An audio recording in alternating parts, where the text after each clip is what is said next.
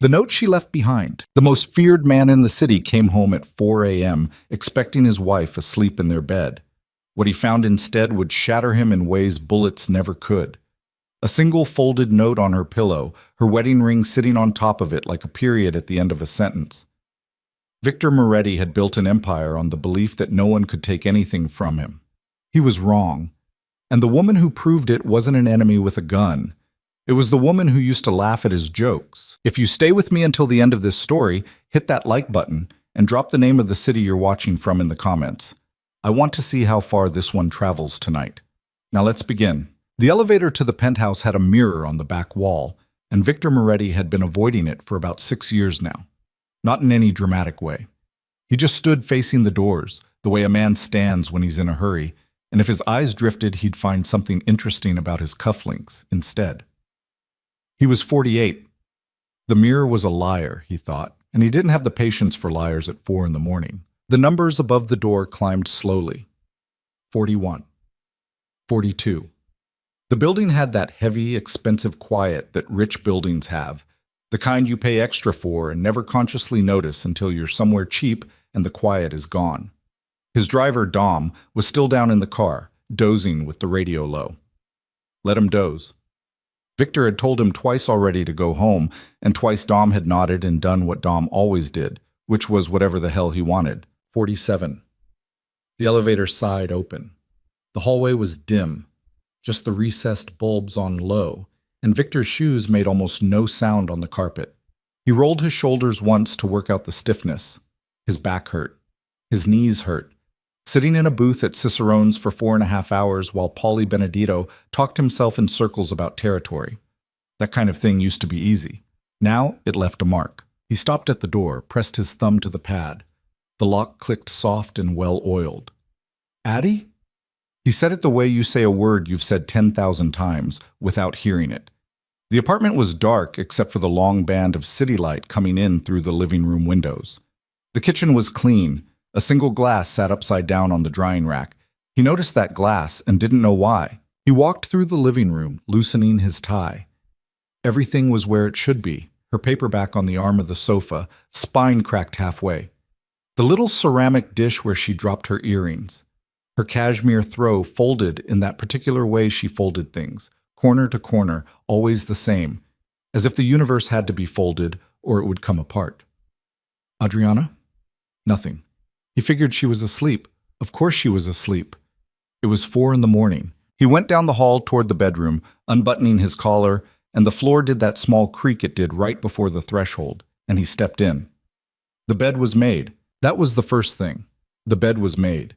The covers were pulled tight the way housekeeping did it, not the way she did it, and for a half second his brain refused to process it, the way your brain sometimes refuses a word you already know. He stood there with his fingers on his top button. He looked at the bed. He looked at the nightstand.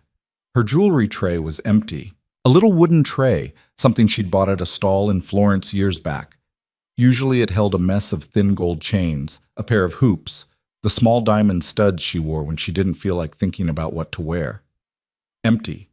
Wiped down. Polished even. He walked past the bed to her closet. The door was cracked open, maybe an inch, and when he pulled it all the way, his hand was steady, but something in his chest wasn't. Half the hangers were empty. Not all. She'd left things. A couple of the heavy winter coats, 2 black dresses she never wore, the silver sequin thing from the Fontaine Gala 3 years ago. But the everyday clothes were gone. The soft sweaters, the jeans she loved. Her running shoes, gone from the rack by the door. The leather weekender on the top shelf, gone. Adriana, he said again, louder, and he didn't know who he was saying it to. His own voice bounced off the hardwood and came back to him thin. He stepped out of the closet. He turned in a slow circle in his own bedroom like a man who'd walked into the wrong one, like any second a hotel clerk was going to knock on the door and apologize. The pillow on her side of the bed had a piece of paper on it, folded once. White.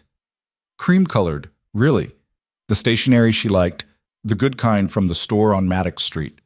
On top of the paper, perfectly centered, was her wedding ring. Victor Moretti had been shot at twice in his life. He had sat in the back room of a steakhouse in 2009 and watched a man he'd known for 11 years try very hard not to cry while being told he was never going home. He had, once, held the hand of a boy who was dying in a parking lot and said nothing because there was nothing to say. His body knew how to go still in situations like those. His body went still now. He crossed the room. He did not pick up the ring. He picked up the note first. Victor, I'm not angry anymore. That's what scared me into leaving.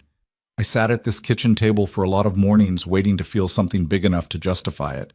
And I finally realized I was waiting for the wrong thing. Don't look for me. Please. I mean that not as a threat and not as a game.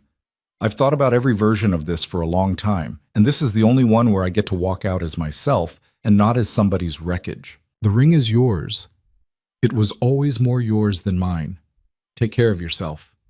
I hope someday you understand. A. He read it twice. He read it a third time. On the third read, he noticed his hand was shaking very slightly, the kind of shake you only see because the paper moves.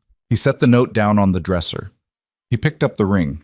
It was cool and heavier than he remembered. He'd paid $84,000 for it in 2003. He'd told her the price once in a stupid argument, and she had never asked him about money again after that. Not once. He'd been proud of that for a long time, and only later started to wonder if what he'd mistaken for respect was something else. He closed his fist around the ring, opened it, closed it. Addie, he said quietly, to no one. He didn't call her. Later he would wonder about that. The first thing a normal man does, a man who comes home and finds his wife gone, is he calls her. He didn't. He stood in the bedroom in a $4,000 suit with a ring in his palm for maybe 3 full minutes, and then he walked out to the living room and poured himself a drink. He drank it standing up at the bar cart. He poured another and drank that one standing too. The truth was, he already knew she wasn't picking up. The note was not a woman who was going to pick up. The note was a woman who had left on a plane hours ago and had probably gotten a new phone in a city he couldn't guess. He didn't need to call her to know that. He didn't build what he'd built by being slow on things like that. He took his phone out. He stared at her name in his contacts for a long time. Then he put the phone back in his pocket and went to the window. The city at 4:30 a.m. had a look to it he'd always liked. The streetlights, the sparse red trail of a cab going east on Merritt. Somewhere down there, a bakery was already running, a man in an apron sliding trays into an oven, and somewhere else a woman was coming home from a hospital shift and kicking her shoes off. Victor had always felt, looking at the city at this hour, that it belonged to him in some quiet way. He had made decisions, in his time, that rippled down into those streets in ways most of the people below would never know about. He'd taken that as a kind of ownership. He put his hand flat against the cold glass. He watched his breath fog a little and then fade. "You're gone," he said to the window. It was the first true thing he'd said all night. Dom came up around 6. He buzzed twice, the way he always did, and let himself in with the key Victor had given him maybe 9 years ago. Dom was 62, built like a refrigerator with a permanent bad mood, and he had been with Victor since back when Victor still had to borrow a gun to do his own collecting. "You didn't come back down," Dom said. He stopped in the foyer with his coat still on. "Everything—" He saw Victor's face and didn't finish the sentence. Victor was sitting on the sofa. Tie off. Jacket off. The ring was on the coffee table in front of him, sitting on top of the folded note, like he'd arranged an exhibit. "She left," Victor said. Dom stood where he was. He looked at the ring. He looked at the note. He looked at Victor. "Left," Dom said. Not a question. A man saying a word to see how it sounded. Cleaned out her closet, took the good luggage, left the ring and a note. Victor gestured at the table, almost like an offer. "Read it if you want. It's short." Dom didn't pick up the note. Dom wasn't a reader of other people's notes. He took his coat off instead, slow, and draped it over a kitchen stool. He walked to the bar cart. "You want coffee or you want something stronger?" he said. "I've had stronger." "Then coffee." Dom made the coffee. He made it the way Italians who grew up in Brooklyn make coffee, on the stove with a moka pot. And for a while the only sound in the penthouse was the soft hiss of the burner and the ticking of the clock over the dining table. Victor watched him. Victor was thinking about a lot of things and also about nothing. in that way where the mind keeps checking the same drawer over and over as if the drawer is going to have something different in it this time. Dom set the coffee on the table.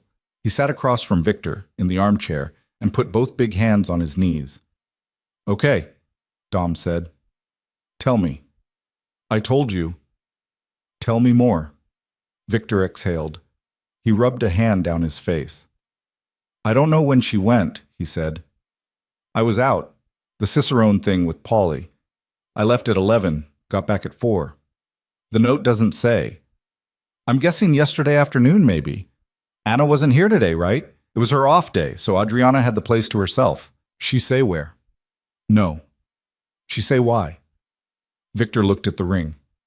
"It's a short note," he said. Dom was quiet for a bit. Then he said, very carefully, "You want me to find her?" This was the question. Victor had been waiting for this question without knowing he'd been waiting. He opened his mouth. He closed it. "Don't," he said finally. "Don't. Not yet. I need to think." Dom nodded once. He didn't push. That was one of the things about Dom. Dom had learned, 30 years ago, that a man like Victor did his thinking out loud eventually, if you just waited. Victor picked up the coffee. It was very hot. He drank it anyway. "She wasn't angry," he said. "That's what's bothering me. She wasn't angry in the note. Addie angry. You've heard Addie angry. She could strip paint. This wasn't that. This was..." He searched for it. It was like a woman writing a resignation letter, polite, professional. "That's worse," Dom said. "Yeah. Angry comes back, polite don't." Victor almost smiled, and then he didn't. He set the coffee down. He looked for the first time since Dom had walked in like a man who was 48 years old. "I did something," he said. Dom waited. Victor didn't want to say it. Not to Dom, not to anyone. Victor Moretti had not, in the entirety of his adult life, volunteered information that made him look smaller. But he looked at the ring on the table, and he heard himself anyway. "There was a woman," he said. This past spring, into summer. It was stupid. It was 4 months of stupid. It ended." Dom's face didn't change. Dom's face didn't change for almost anything. "She find out," Dom said. "I don't know. I don't know. I was careful. I was..." He stopped. He could hear how he sounded. He rubbed his jaw. "I thought I was careful," he said. "I don't know anymore. I don't know what she knew and when she knew it." "Vic, don't do the voice." "I'm not doing a voice." "You're doing a voice." Dom leaned back. He looked at the ceiling like he was tired of the ceiling. Then he said, "How long you been married?" 21 years. 21 years, Dom repeated. "And you're surprised she was paying attention." Victor didn't answer. Dom stood up. He picked up his coat. He said not unkindly, "I'll be downstairs. Call me when you want to do something. Don't call me till then." He let himself out. The door made its soft, expensive click. Victor stayed on the sofa with the coffee going cold in front of him. Here's the thing about Victor Moretti that he himself would not have admitted out loud. Not to Dom, not to a priest if he'd had one, not to the ceiling. He had not been a good husband for a long time. He had been a generous one. There is a difference, and on some level he'd always known that, and on another level he'd decided the generosity was enough. He'd met Adriana when she was 23, and he was 27. She had been a waitress in a restaurant he'd been leaning on for protection money, although she hadn't known what he was, not for a long time. She'd thought he was some kind of businessman. The vague way women sometimes let themselves think a thing is a certain way, because they want it to be. She had short, dark hair in those days, and a laugh that came out a half-second late, like she was checking to see if the joke was really funny before committing to it. He had loved the delay. He had loved it specifically. They got married in a small church with 92 people, and her mother had cried the whole way through, and at the reception Victor's uncle had pulled him aside and said, "She's a good one, don't ruin her." And Victor had laughed because he was 28 and he didn't understand yet that ruin was a thing you did in small pieces without noticing. For a long time, he'd done right by her. That was the truth, and he knew it, and he held on to that truth now like a handrail. He'd bought her the apartment she wanted. He'd taken her to Italy twice, to Japan once. When her father got sick in 2011, he'd flown the man's specialist in from Houston and paid for everything and never mentioned it again, Not even when her father died 6 months later, and she had cried in his arms for 3 hours in this same living room. He had been there for that. He remembered being there for that. He remembered her hair smelling like the shampoo she used, and her whole body shaking against his chest. And he remembered thinking, I will never let anything hurt her again. And then he had hurt her himself, slowly, over years. He had stopped coming home for dinner. He had stopped telling her about his day, partly because his day was increasingly not the kind of day you told your wife about, and partly because it had started to feel like a chore, the telling. He had stopped noticing when she cut her hair. He had stopped asking about her paintings. She used to paint. She had been decent at it, actually. She'd had that whole sunroom she used as a studio back when they'd lived in the brownstone. And when they'd moved to the penthouse, there wasn't space for a studio. And he'd told her they'd figure something out. And then 6 years had gone by, and they had not figured something out, and she had stopped asking. And he could see it now, in the clean light of a ruined morning, there had been Nina. Nina Kessler was 31 and a hostess at a club he part-owned, and she had looked at him one night like he was something rare. And he had been stupid enough to believe her.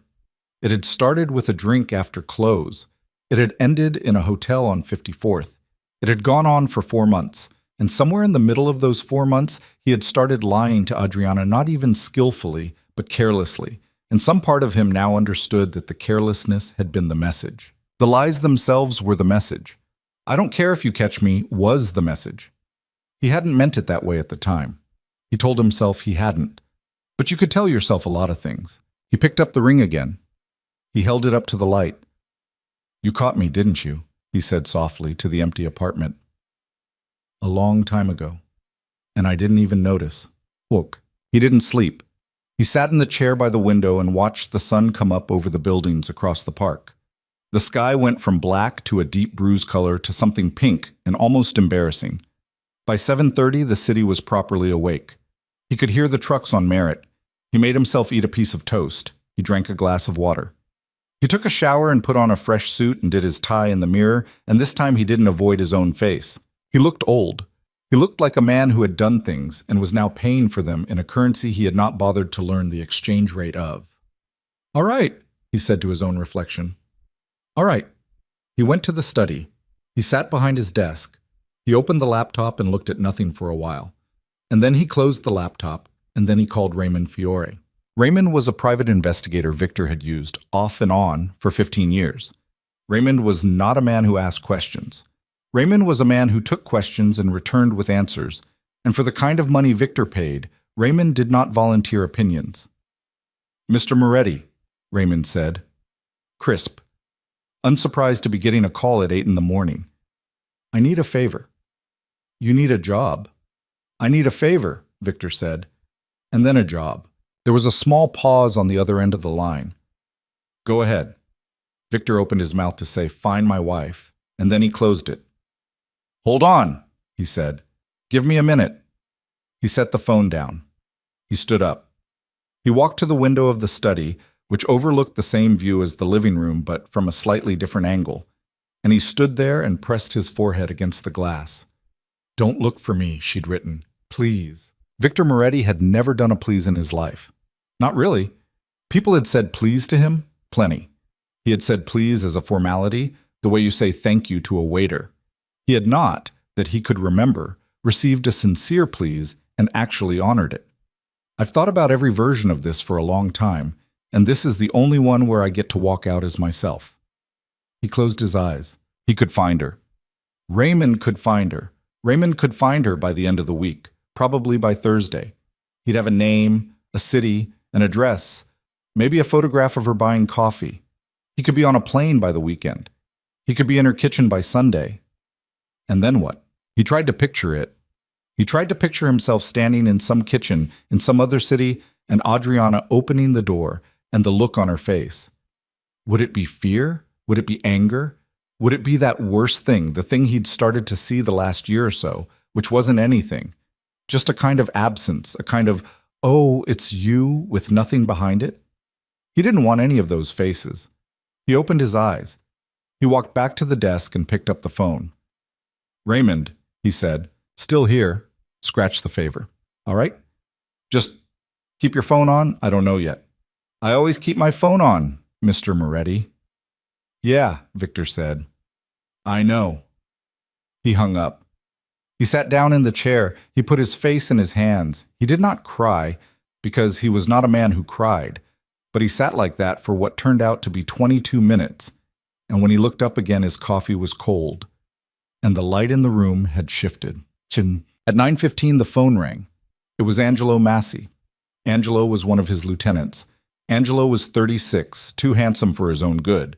And the best thing Angelo had going for him was that he was not smart enough to be dangerous, but was plenty smart enough to be useful.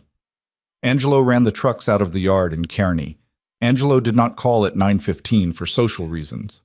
Vic. Angelo. We got a problem with the Ridgeway load. Victor closed his eyes. Of course they did. Tell me. Driver's saying he got flagged. Way station out near Harriman. He says they waved him through, but he thinks somebody was on him after. Says a blue sedan stayed behind him for like 12 miles. Your driver is paranoid. My driver is paranoid because I pay him to be paranoid. Where's the load now? Parked. He pulled off at the Monroe stop. He's sitting in the diner eating pancakes. Tell him to eat slow. I'll call you back in 20. Victor hung up. He sat there. Then he started laughing, a small tired laugh, because it was funny in a way. His wife had left him, and his driver was eating pancakes, and the world didn't care which of those things mattered more. He got up, he went out, he did his job. The rest of the day passed in that strange way. Days pass when something enormous has happened, and the world doesn't know about it. He went to Kearney. He sat with Angelo in a back office that smelled like diesel and cigarettes. He worked the problem. He made 2 phone calls. He made a third. By 1 in the afternoon, the Ridgeway load was no longer a problem, and the driver, a man named Kowalski, had $1,000 more in his pocket than he'd had at breakfast, and life went on. At 2, he took a meeting at a restaurant in the Heights with a councilman whose name he couldn't afterward remember, although he remembered the councilman's tie, which was a bad one. At 3:30, he called a man who owed him money and listened patiently to a story about a sick daughter that was not exactly a lie, but was not exactly true. And he extended the man an extra week, which he would not have done yesterday. At 4, he sat in his back of the car with Dom driving and looked out the window and didn't say anything for 40 minutes. Vic, Dom said finally. Yeah. You okay? No. Okay. That was all they said about it. Ichiko. He went back to the penthouse at 7. He turned the light on in the foyer and it was too bright, so he turned it off. He stood in the dark for a second and he thought, this is the rest of your life now. This is what coming home is going to feel like. And he was surprised by how unsurprised he was.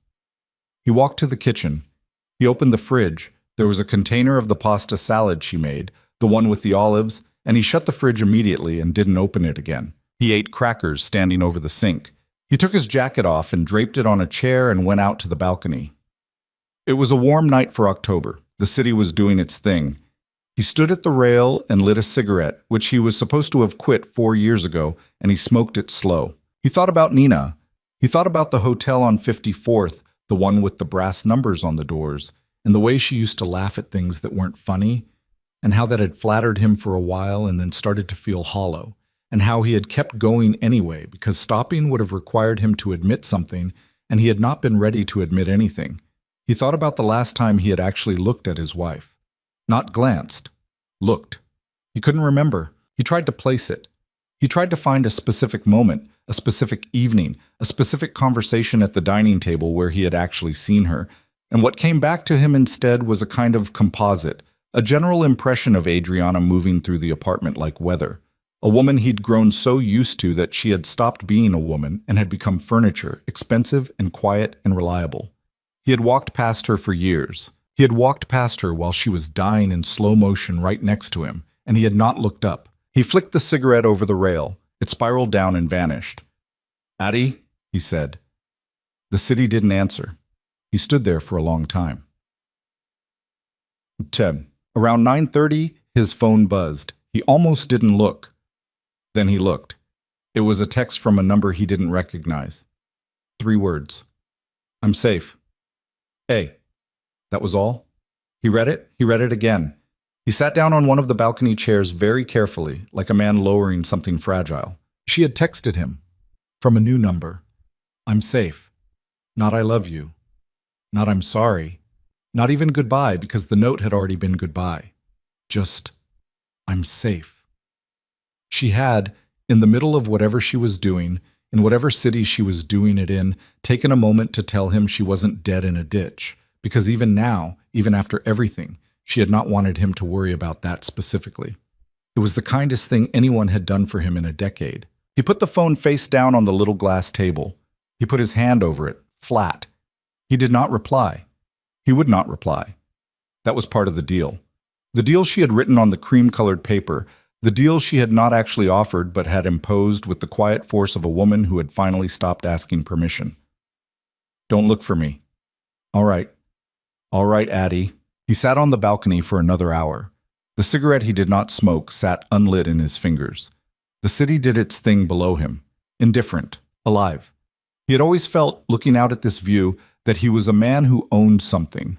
Tonight he understood, with a clarity that was not entirely unpleasant, that he had only ever been renting. At some point he went inside. He didn't turn on the lights. He walked through the dark apartment to the bedroom, and he sat on the edge of the bed on her side. The side with the empty jewelry tray, and he put his hand flat on the made cover where her body was supposed to be and was not. The cover was cool. He stayed like that until he couldn't tell if his eyes were open or closed anymore, and then at some point, without meaning to, he lay down in his clothes on top of the covers on her side of the bed. He did not take off his shoes. He did not get under the sheets. He lay there on top of the bedspread the way you lie on a stranger's bed in a hotel, like a man waiting for a call that wasn't going to come. Outside, far below, the city kept moving. Cabs, trucks, a woman coming home from a shift at a hospital maybe. A man in an apron sliding trays into an oven somewhere. None of it his, none of it, he understood now, had ever been his. He closed his eyes. He did not cry.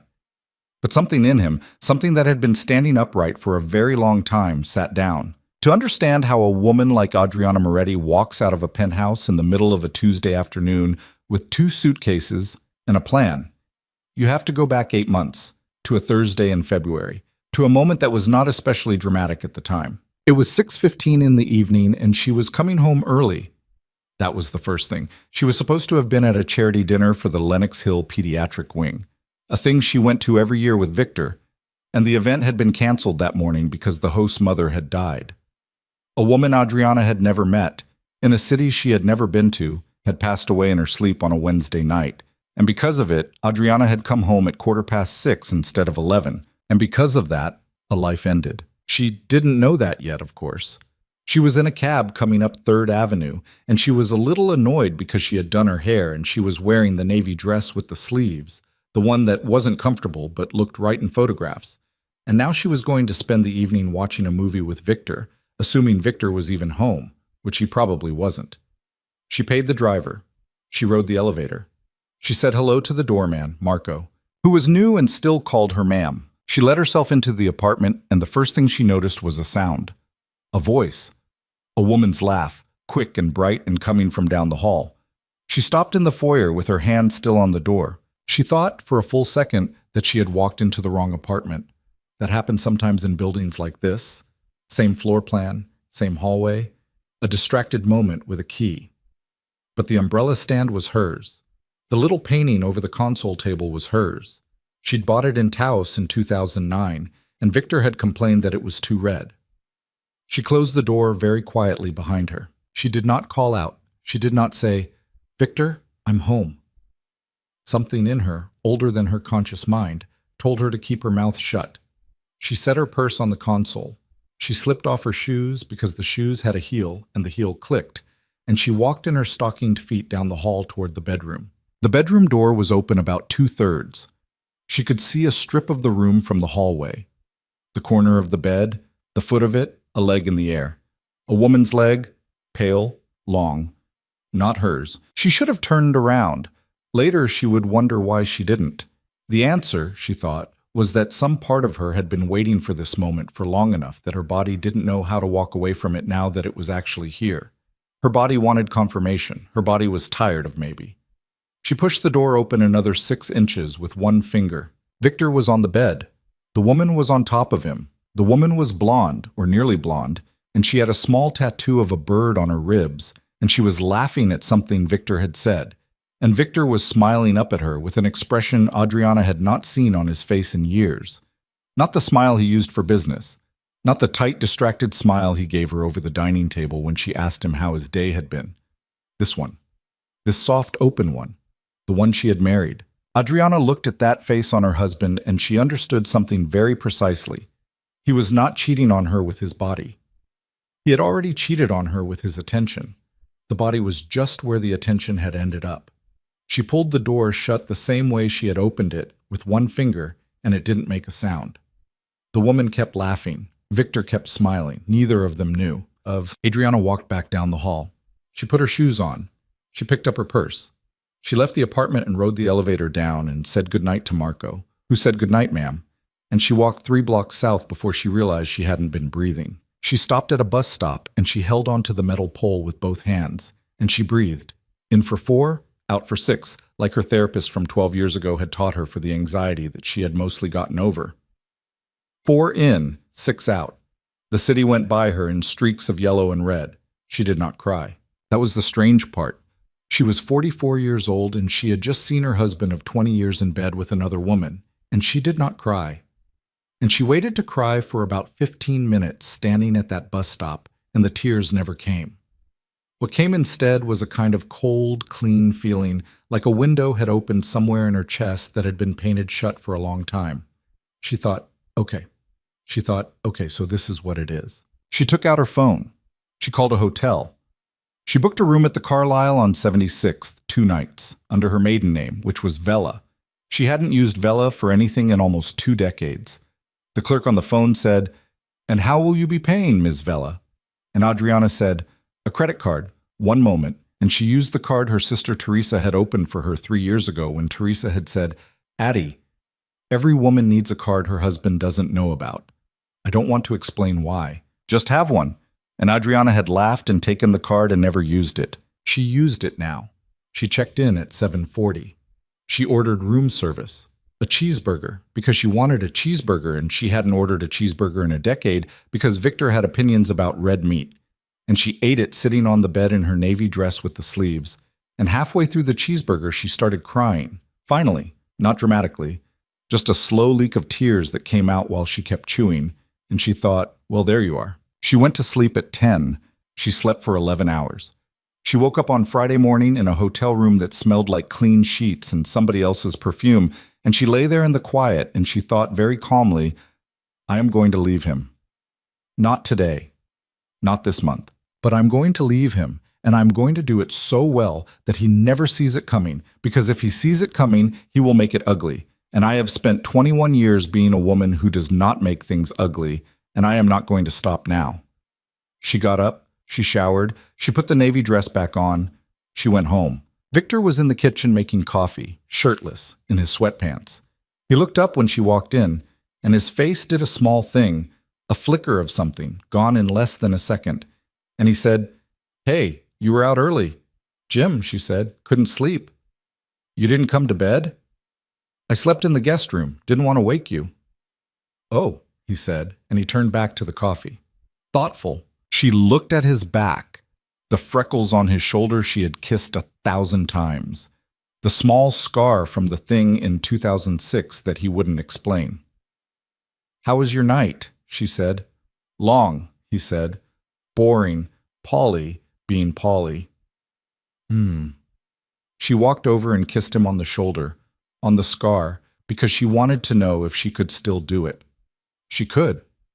Her mouth still worked. Her face still worked. The cold, clean window in her chest stayed open. "I'm going to take a bath," she said. "Okay, babe." Babe. He called her babe now when he wasn't paying attention. Years ago, he had called her Addie, always Addie. And somewhere along the line, he had started calling her babe the way he called waitresses babe. And she had noticed it and filed it away and said nothing, because at the time she had not known what to do with the information. She knew now. She took a bath. She lay in the hot water with her eyes closed, and she made a list in her head of every single thing she was going to have to do. She was thorough. She was her father's daughter, and her father had been an accountant for a trucking company in Jersey for 31 years, and he had raised her to be careful with numbers and careful with men. And she had been careful with one of those two things, and now it was time to be careful with the other. By the time the bathwater was cold, she had a plan. It wasn't a fast plan. She had time. That was the one thing Victor had accidentally given her by being Victor.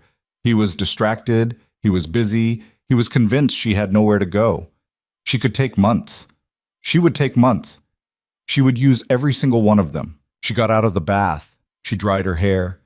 She put on jeans and a sweater.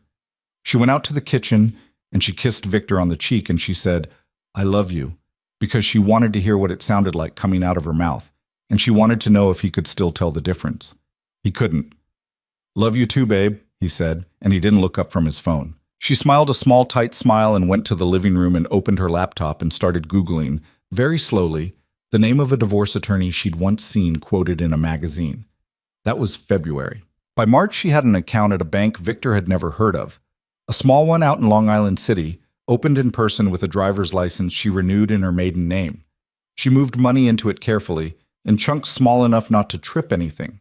Cash from the household allowance Victor gave her every month, a $1,200 refund from a canceled vacation, $1,000 here and there from the art dealer who'd been paying her quietly, for a piece she'd sold in 2019 and which Victor had never bothered to ask about.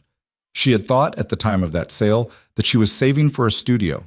She had not known she was saving for a life. By April, she had talked to a lawyer. The lawyer's name was Helen Burr, and Helen Burr had a small office in Midtown, and wore a gray suit and had the kind of voice that made you want to sit up straight. Adriana had gone to her in person, paid in cash, signed nothing the first visit. Just talked. Helen Burr had listened to her for 40 minutes and had then said very calmly, "Mrs. Moretti, do you understand who you are married to?"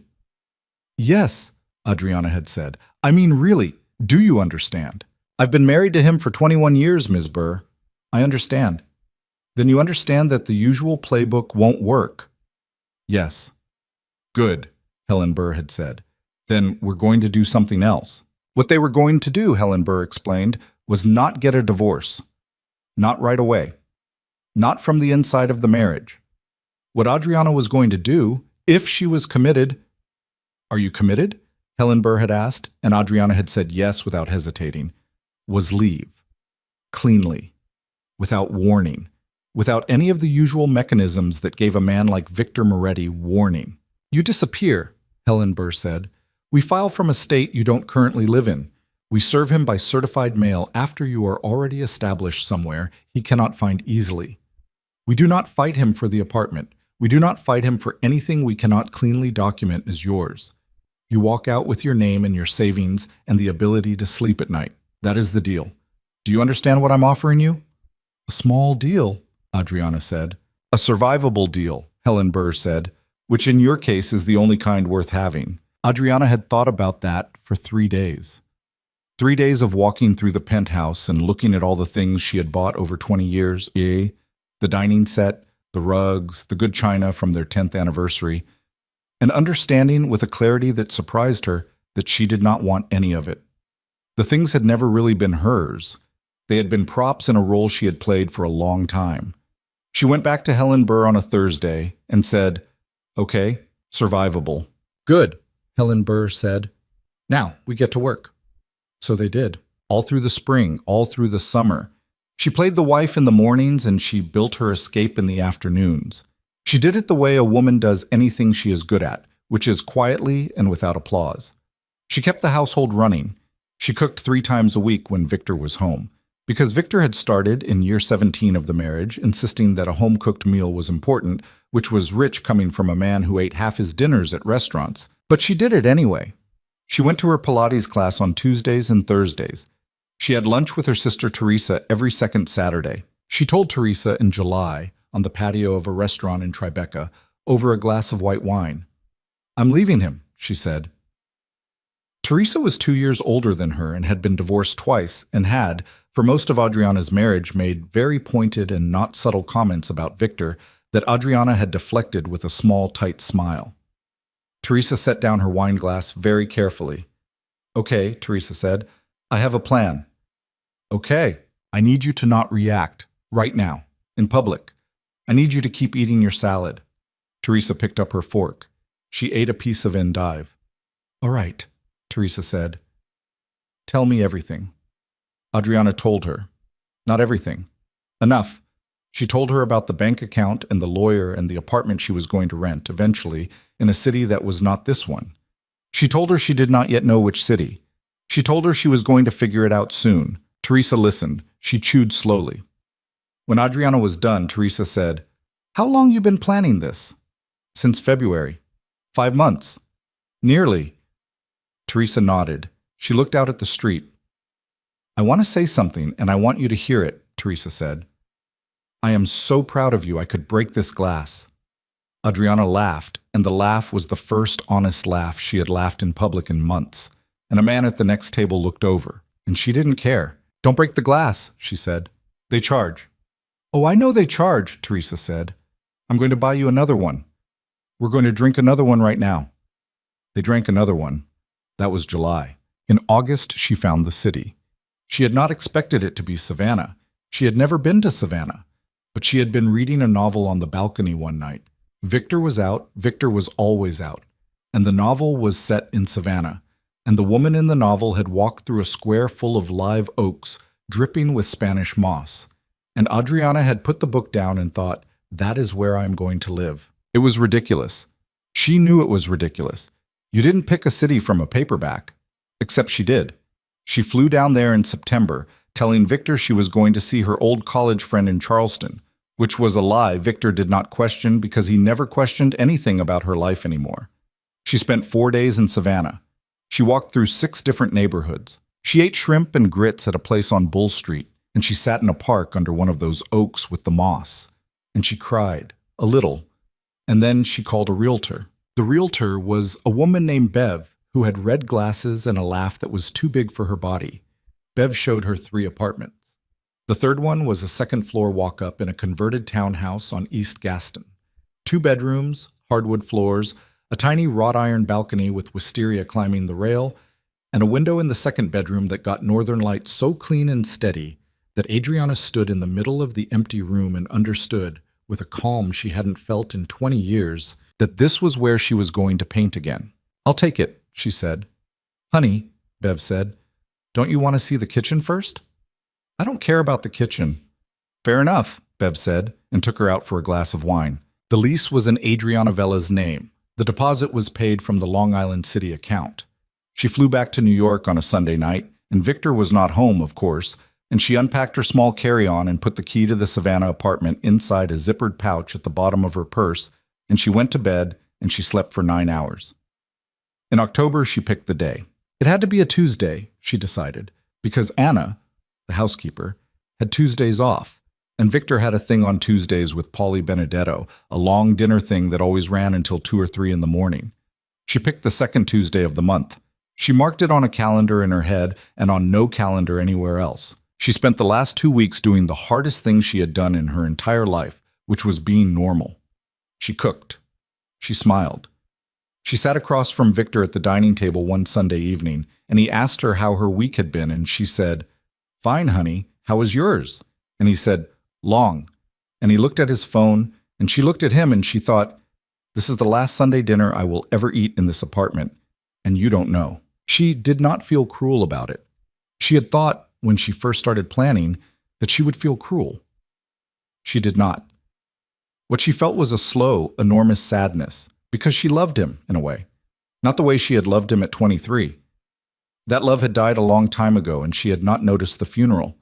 But there was a residue of love, a thin film of it, that had stayed on her hands all through this summer, and she knew she was going to feel it for a long time, even after she was gone. She wrote the note on the Monday night, the night before. She wrote it 7 times. The first version was 3 pages long and angry and full of everything she had wanted to say for 5 years. Every grievance, every silence, every time he had not asked about her paintings, every time he had called her babe when he meant the maid. She read it back and she tore it up. The second version was 2 pages and cold. She tore that one up too. The third version was shorter and meaner. The fourth version was shorter and kinder. By the 7th version, she was down to a few lines, and the lines were the truth, and the truth was smaller than she had expected. Victor. I'm not angry anymore. That's what scared me into leaving. She signed it A because she did not want to write out her name. Her name felt like something she was taking with her. Tuesday morning. Victor left for the city at 9:40. He kissed her on the forehead. He said, "See you late tonight, babe."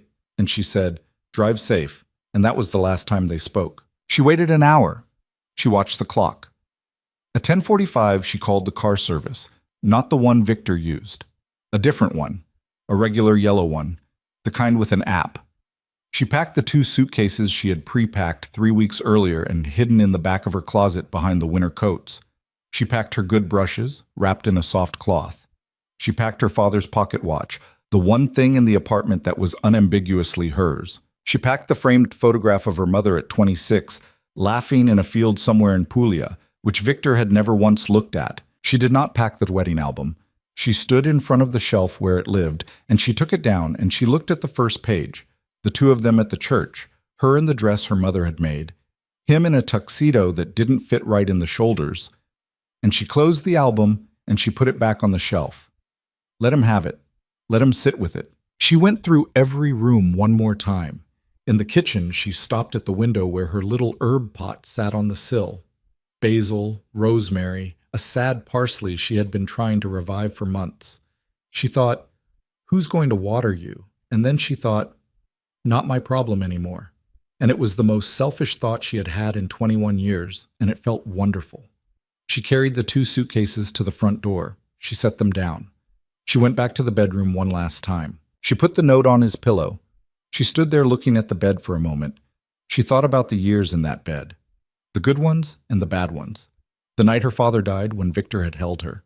The night she had come home from the bus stop with the navy dress on 9 months ago and lay down next to him and listened to him breathe and known she was leaving. She took off her wedding ring. It came off easily. It always had, actually. She had lost weight in her 20s and the ring had always been a little big, and Victor had meant to have it resized, and 21 years had passed and he had not. She set the ring down on top of the note. She walked out. In the elevator going down, she watched herself in the mirror on the back wall.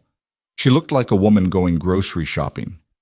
Jeans, sweater, low boots, her hair in a ponytail. She had wondered, in the months leading up to this, if she would look different on the day, if her face would betray her. It didn't. Her face was the same face it had been yesterday. The woman inside it was somebody else entirely. Marco the doorman helped her with the suitcases. "Going somewhere nice, Mrs. Moretti?" he said. "Just a trip, Marco." "Need a cab?" "I've got one coming." "Thank you." The cab came. She got in. She did not look back at the building. She would not let herself do it, not because she thought the building cared, but because she did not want to give Victor the sentimentality of a last look, even one he would never know about. The cab pulled away. 3rd Avenue slid past. At the airport, she checked in under Vela. She had a Florida connection, and then she was going to drive up from Jacksonville, because flying directly to Savannah had felt too traceable, and Helen Burr had said, "You are probably being paranoid, but let's be paranoid," and Adriana had agreed. She had a window seat. She did not cry on the plane. She had done most of her crying in the spring. She watched the clouds. She landed in Jacksonville at 6:20. She rented a car under Vela. She drove north on I-95 with the radio playing a country station she didn't recognize any of the songs on, and the sun went down over the pine trees on her left. And at some point near Brunswick, she rolled the window down and the air smelled like salt and pine, and something else, something warm and green she didn't have a name for, and she thought, I am never going back. She got to Savannah at 9:15. The apartment on East Gaston was empty, and hers. She had paid Bev extra to leave a mattress in the bedroom and a kettle in the kitchen. She hauled her suitcases up the stairs one at a time, and she stood in the middle of her living room, and she put her hands flat on the wall because she needed to feel something solid. And the wall was cool and real, and she was somewhere she had never been, and nobody knew where she was. And for the first time in 10 years, her chest felt light. She sat on the mattress in her boots. She took her phone out. She thought about it for a long time. Helen Burr had said, "You don't owe him anything. Not a word, not a call, nothing." And she didn't owe him anything. That was true. But Adriana Vela, who had spent her whole adult life being the kind of woman who let people know she was okay when she was okay, was not going to let even Victor spend the night wondering if she had gone off a bridge. She typed the text. I'm safe. A. She stared at it for a minute. She added the period after safe. She deleted the EM dash, then put it back. She hit send. She turned the phone off. She lay back on the mattress in her jeans and her sweater and her boots, and she looked up at the ceiling of her new apartment, at the old water stain in the corner that Bev had warned her about and which she found, somehow, beautiful, and she let herself, for the first time all day, be tired. She was tired all the way through. She was tired in a way she had not known, until that moment, that a body could be tired. It wasn't exhaustion. It was the letting go of a weight she had been carrying for so long that her arms had forgotten they could hang at her sides. She fell asleep with her boots on. She slept for 12 hours.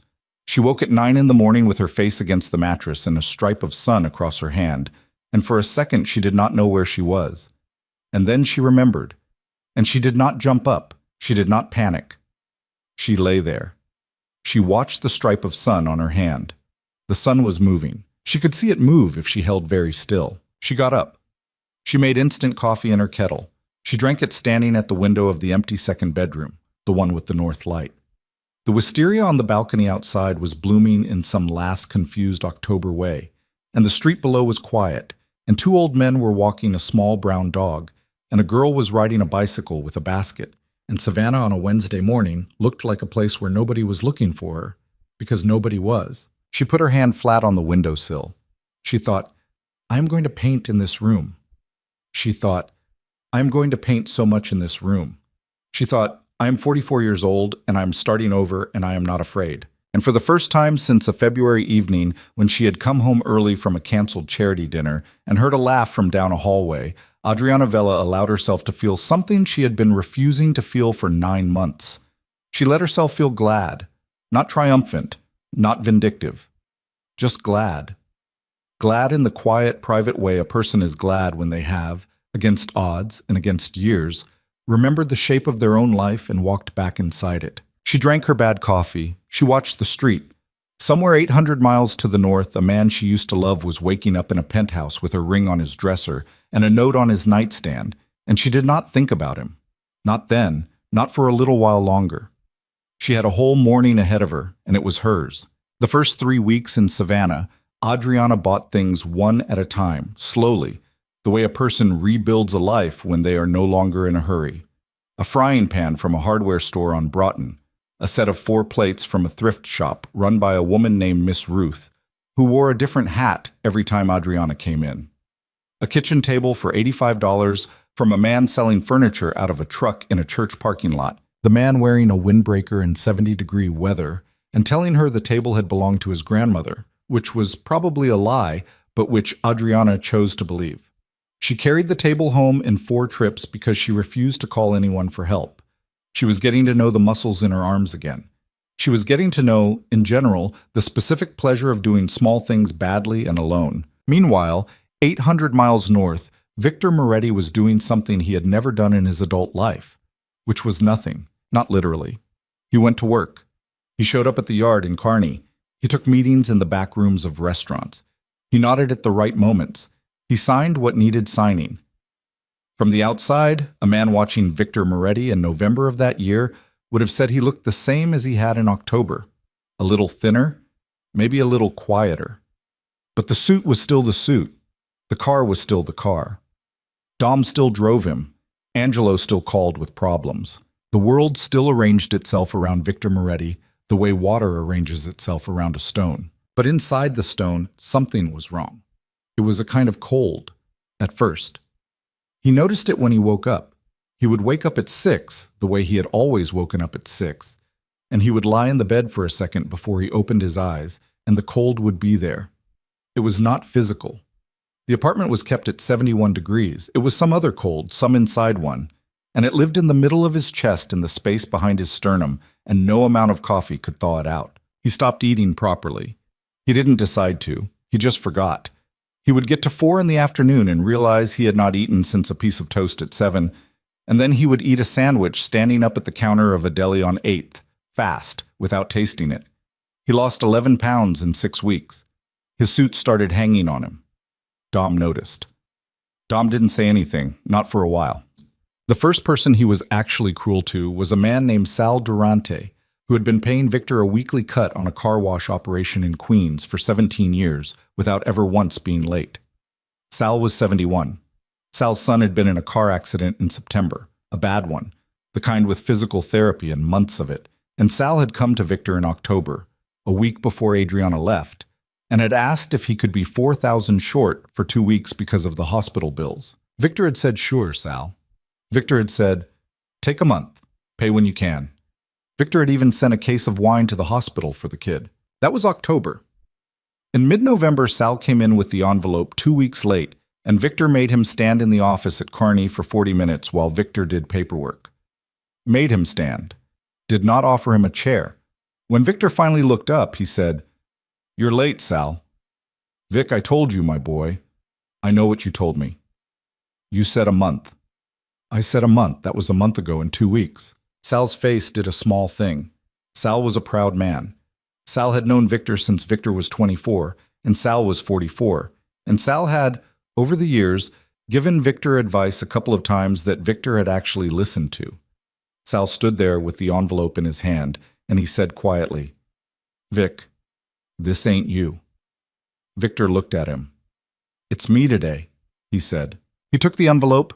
He counted it in front of Sal, which he never did, which was an insult, and they both knew it.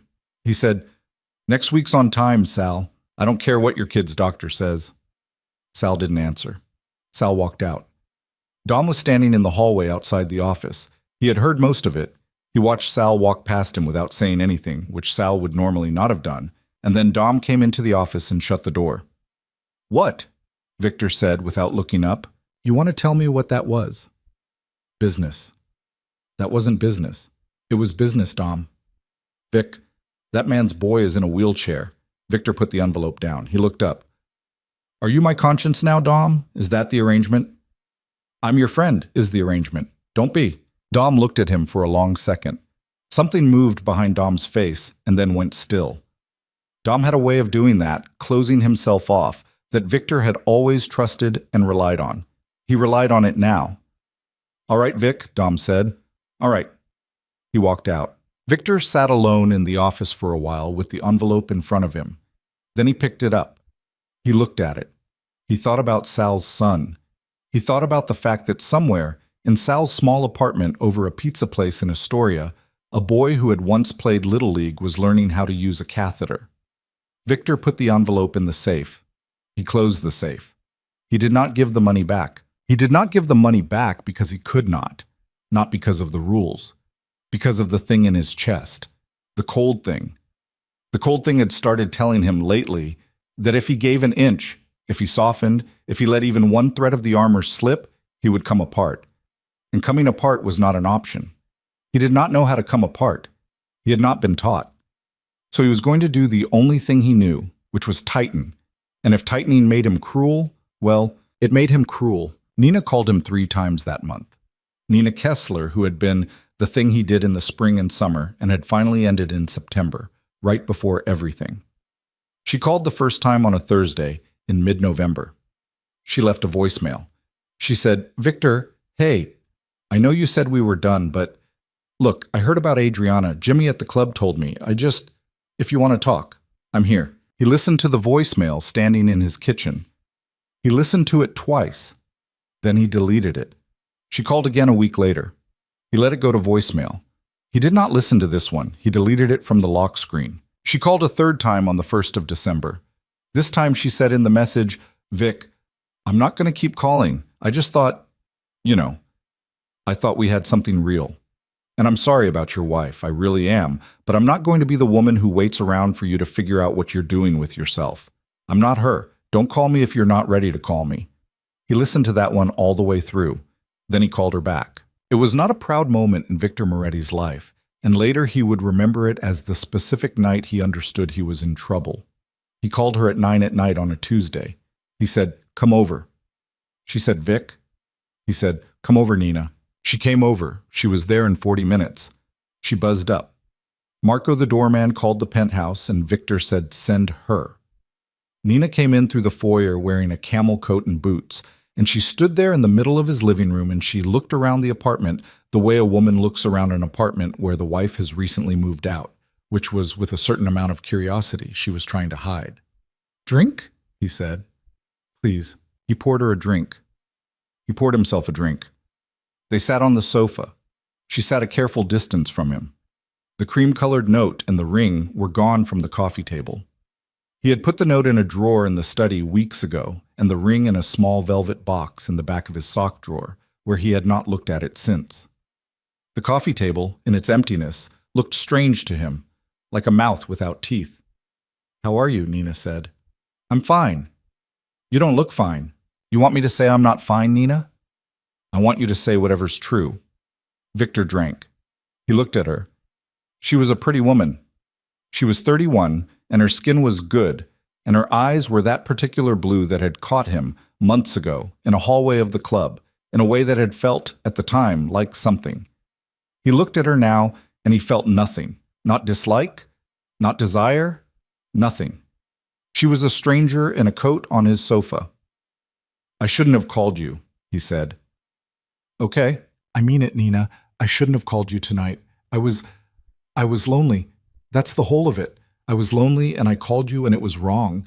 She set her drink down. "Victor." "Don't." "Victor, can I say something?" "No. I'm going to say it anyway. You don't love me. I know you don't love me. I knew it before this. I knew it in August, honestly. And I came here tonight because I thought maybe if you lost her, you'd... I don't know. I don't even know what I thought. I thought something. I was wrong." "Nina, I wasn't the reason she left, was I?" Victor looked at her. He looked at the carpet. He looked at the window. He looked back at her. "No," he said. "Who was?" "Me." "Yeah," Nina said quietly. "Yeah, I figured." She sat there for another minute. She drank the rest of her drink. She stood up. She buttoned the camel coat. "Take care of yourself, Victor. I'll call you." "No, you won't. And if you do, I'm not going to pick up. I mean that. Don't make a fool out of both of us." She let herself out. Victor sat on the sofa for a long time after the door shut. He finished his drink. He poured another and did not finish that one. At some point he realized he was crying, and he was surprised, because he had not cried in 22 years, not since the morning of his father's funeral, and he wiped his face with the back of his hand like a boy, and he kept crying quietly, without sound, for about 10 minutes. Then he stopped. He got up. He went to the bathroom. He splashed water on his face. He looked at himself in the mirror over the sink and he said aloud, "Get it together." His voice came out flat and strange and did not belong to him.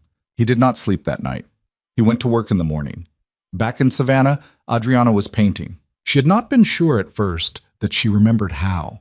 She had set up the easel Bev had helped her buy in the second bedroom, the one with the north light, and she had put a fresh canvas on it, and she had stood in front of it for 3 days without touching it. She made coffee. She made breakfast. She looked at the canvas. The canvas looked back at her, completely white, completely silent, a wall of nothing. She thought, "I have forgotten. 21 years is too long. I have forgotten how to do this, and I am going to find out now, at 44, that it is gone." On the 4th day, she put a line of burnt sienna across the canvas for no reason. Just a line, just to ruin the whiteness, so she could stop being afraid of it. The line was crooked. The line was ugly. The line was the first honest mark she had made on any surface in 2 decades. And she stood there looking at it, and she started to laugh. And she laughed for a full minute until she had to sit down on the floor. After that, she painted. Slowly, at first. She didn't know what she was painting. She was just painting. She was putting color down and seeing what happened. Some days she worked for 40 minutes and then ate a sandwich and went for a walk. Some days she worked for 6 hours and forgot to eat anything and came out of the room blinking like a person coming out of a movie theater in the afternoon. She painted over things. She painted over things again. She was not good at first. She knew she was not good. She did not care. By the middle of November, she had a canvas she liked. It was small, about 2 feet square, and it was of nothing in particular, a window maybe, or the idea of a window, the light coming through something green. She leaned it against the wall of the living room, and she sat on her cheap sofa from the thrift store, and she looked at it for an hour, and she thought, I made that. I made that this morning. It wasn't here yesterday, and now it's here. That was the day she started breathing differently. She noticed it on a walk later. Her shoulders were lower, her jaw was looser. She was walking in Forsyth Park, under the oaks, and a man passed her walking a beagle. And the beagle had one ear up and one ear down. And Adriana laughed out loud at the dog. And the man laughed too. And she thought, when was the last time I laughed at a dog? She couldn't remember. She started to make friends. Not quickly. She had not had to make new friends in a long time, and she had forgotten the mechanics. But slowly, by accident, the way friendships happen when you are in one place for a while and not pretending to be anyone. There was a woman named Celeste who ran a small bookstore on Bull Street. Celeste was in her 60s and had been widowed for 11 years and had, behind the counter, a small gray cat named Edgar, who slept on a stack of Chekhov. Adriana had wandered in one afternoon looking for something to read, and Celeste had looked up from her crossword and said, "You're new." "I am. Savannah's not for everybody. You tired of it yet?" "Not yet." "Give it 3 months," Celeste said. "Then we'll talk."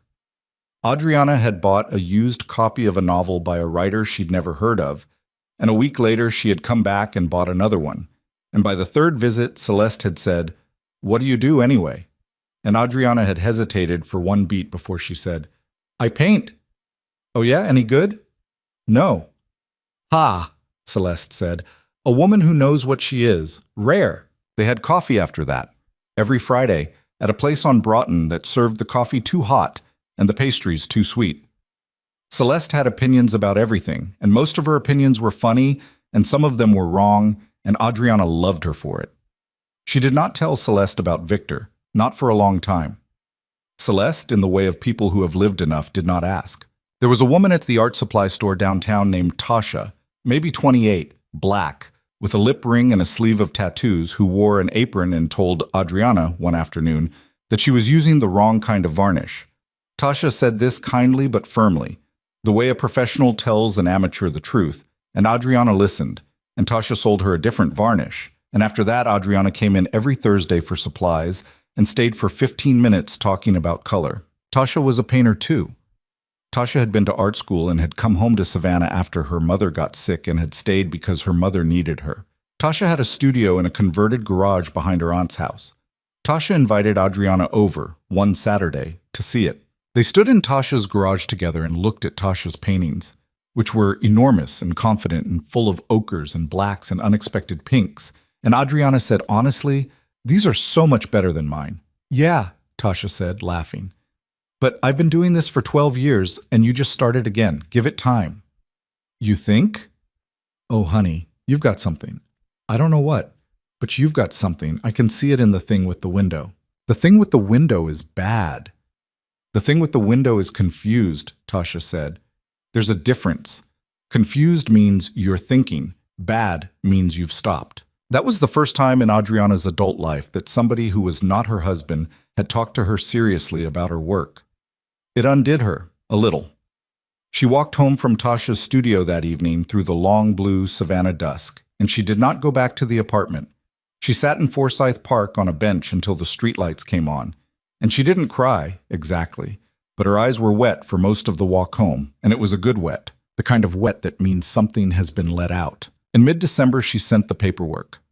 Helen Burr had mailed her a packet from New York to a P.O. box Adriana had opened under Vela, and Adriana had read every page twice, and she had signed where she was supposed to sign, and she had walked the envelope to the post office on Wright Square herself on a Wednesday morning. She stood at the counter with the envelope in her hand. The postal worker, a man in his 50s with a gray mustache, said, "Certified mail, ma'am?" "Yes." "Return receipt?" "Yes." She paid. She took the receipt. She walked out into the sunshine. She did not feel like a warrior. She did not feel like a victim. She felt like a woman who had walked to the post office on a Wednesday. The papers reached Victor on a Friday. They came to the penthouse. A man in a uniform buzzed up, and Marco the doorman called and said, "Mr. Moretti, there's a gentleman here with a certified letter for you. Do you want to come down or shall I send him up?" Victor said, "Send him up." Victor was in the kitchen when the knock came.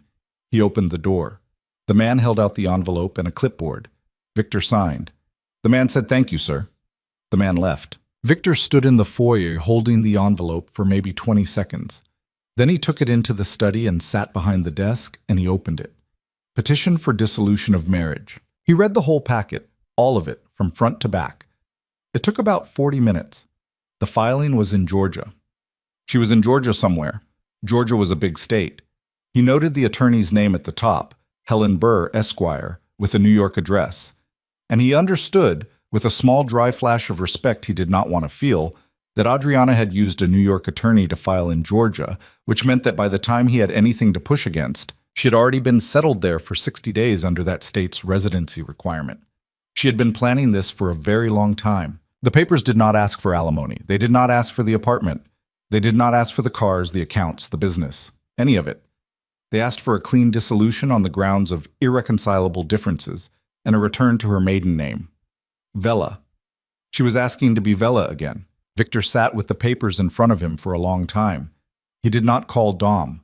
He did not call his own lawyer. He did not do anything at all. He sat at the desk and he ran his thumb along the edge of the first page, and his mind, which had been spinning and spinning for 2 months now, was very still. He was not, at this specific moment, angry. He was something else. He was in the presence of a fact he had been refusing to face, and the fact was larger than he was, and the fact was this. She didn't want anything from him. Not the money, not the apartment, not $1 of alimony, not the cars, not the china. Not a single piece of jewelry he had bought her over 21 years. She wanted her name back and she wanted to be released, and that was all. It was the cleanest divorce petition he had ever seen, and he had seen a few. He understood, sitting there, that a woman who did not want anything from you was a woman who had successfully already left. There was nothing to negotiate. There was no lever. There was no pressure point. He could fight it, and he could drag it out, and he could make her life hell for 18 months in a courthouse somewhere. And at the end of those 18 months, she would still walk out as Adriana Vela, and he would still be alone, and he would also be the man who had spent 18 months and $250,000 to prove, in public, that he could not stand to be left. He picked up the packet. He walked to the window. He looked at the city. He did not cry this time. He was past that. He just stood at the window holding the papers, and he said, aloud, to nobody, "All right, Addie." He signed them that weekend. He had his own attorney, a man named Bill Janko, who had been handling his personal matters for a decade, come to the apartment on a Saturday afternoon. Bill had the papers reviewed in 40 minutes. Bill said, "Vic, I want to go on record that I think you should contest at least the residency issue. I think we could push on a few. Sign them, Bill." "You sure?" "Sign them." Bill signed them. Bill's partner notarized them. Bill asked one more time if Victor was sure, and Victor, who was standing at the window of the study with his back to the room, said yes without turning around. Bill left. Victor stayed at the window. The afternoon light on Park Avenue was the pale gold light of early December. A doorman across the street was sweeping the sidewalk. A woman in a long coat was walking a large dog, a dog too big for her, and the dog was pulling her and she was laughing. Victor watched her laugh. He thought, somebody loves her and she doesn't know it yet. He did not know why he thought it. It was the kind of thought that had been coming to him lately, uninvited. He stood at the window until the light changed. That night he did not go out. He sat on the sofa in the living room with the television on but muted, and he looked through a drawer of photographs he had not looked through in 15 years. Photographs from back when people still had physical photographs. And he found one of Adriana in a yellow dress in Positano, squinting into the sun, her hair shorter than he remembered, her face young in a way that made his throat close. He held the photograph for a long time. He did not put it in a frame. He put it back in the drawer. He shut the drawer. He called Dom at 11. "I need you to do something for me," he said. "Anything. I need you to stop worrying about me." There was a pause. "Vic." "I'm serious, Dom. I know you've been... I know. Stop. I'm fine. I'm going to be fine. I just need to get through this piece of it. Don't call me on weekends for a while. Don't come up unless I call you." "You going to do something stupid?" "No, the opposite, actually. I think I'm going to stop doing stupid things. For a while." "All right, Vic." "All right." They hung up. Victor went to bed at midnight. He slept 3 hours. He lay awake from 3 to 5 looking at the ceiling. At 5, he got up and made coffee and stood at the kitchen window and watched the sun come up over the park in that same thin winter light that had felt 20 years ago like the most hopeful light in the world and which felt now like something else he did not yet have a name for. By January, the divorce was final. Helen Burr mailed Adriana the decree in a manila envelope with a post-it on the front that said, "Congratulations." Adriana stood in her kitchen in Savannah in her socks reading the decree, and when she got to the line that restored her maiden name, she put the paper down on the counter and she said out loud, "Hi, Adriana Vela. Nice to meet you." She laughed at herself. She laughed alone in her kitchen. Then she got her coat and she walked to Celeste's bookstore, and when Celeste looked up from her crossword and said, "You look different today, honey," Adriana sat down in the chair by the counter and she said, "Celeste, I want to tell you a story." Celeste put down her pen. "All right," Celeste said, "I've got all day." And Adriana told her. Not all of it. Not the specifics of who Victor was or what he did or the money or the worry. She told Celeste the shape of it, the husband, the affair, the slow cold year, the note, the move. She told her about the cream-colored stationery. She told her about the wedding ring on the pillow. Celeste listened without moving. When Adriana was done, Celeste said, "Honey, I know. You did a brave thing." "I don't know if it was brave." "It was brave. It was stupid brave. I'm not saying it right. It was... Listen to me. You walked out of a house that was killing you, slowly, in a way you weren't even noticing anymore. That's the hardest kind of walking out there is. The ones where somebody's hitting you, you can see the bruises. The ones where somebody's just turned the heat up on you for 20 years. Those you have to leave before the water boils, and most women don't. Most women stay in the pot. You got out of the pot." Adriana didn't answer. She was crying a little at the counter of a bookstore in Savannah, and Edgar the cat came out from behind the Chekhov and rubbed against her hand. "There you go," Celeste said. "Edgar doesn't come out for just anyone." Adriana laughed through her tears. "I'm going to be okay," she said. "Honey, you already are." Outside on Bull Street, Savannah was doing its slow January thing. The oaks were stripped but not bare. The air was cold but not cruel. A kid rode by on a skateboard without a helmet, and a dog barked, and somewhere a church bell rang the half hour, and Adriana sat at the counter with her tea going cold, and Edgar purring at her wrist, and she thought about the woman she had been in February 10 months ago, standing at a bus stop in a navy dress, holding on to a metal pole. That woman could not have imagined this bookstore. That woman had not known these oaks were here, or this cat, or this friend. That woman had been in a kitchen being told she was loved by a man who had not looked at her in 6 years, and she had stood there and taken it because she had not known there was anywhere else to go. There had been somewhere else to go. There had always been.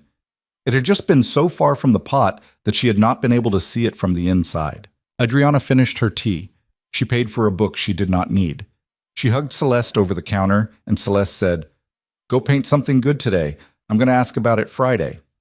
"Okay." She walked home in the cold January sunlight. She let herself into her apartment on East Gaston. She hung up her coat.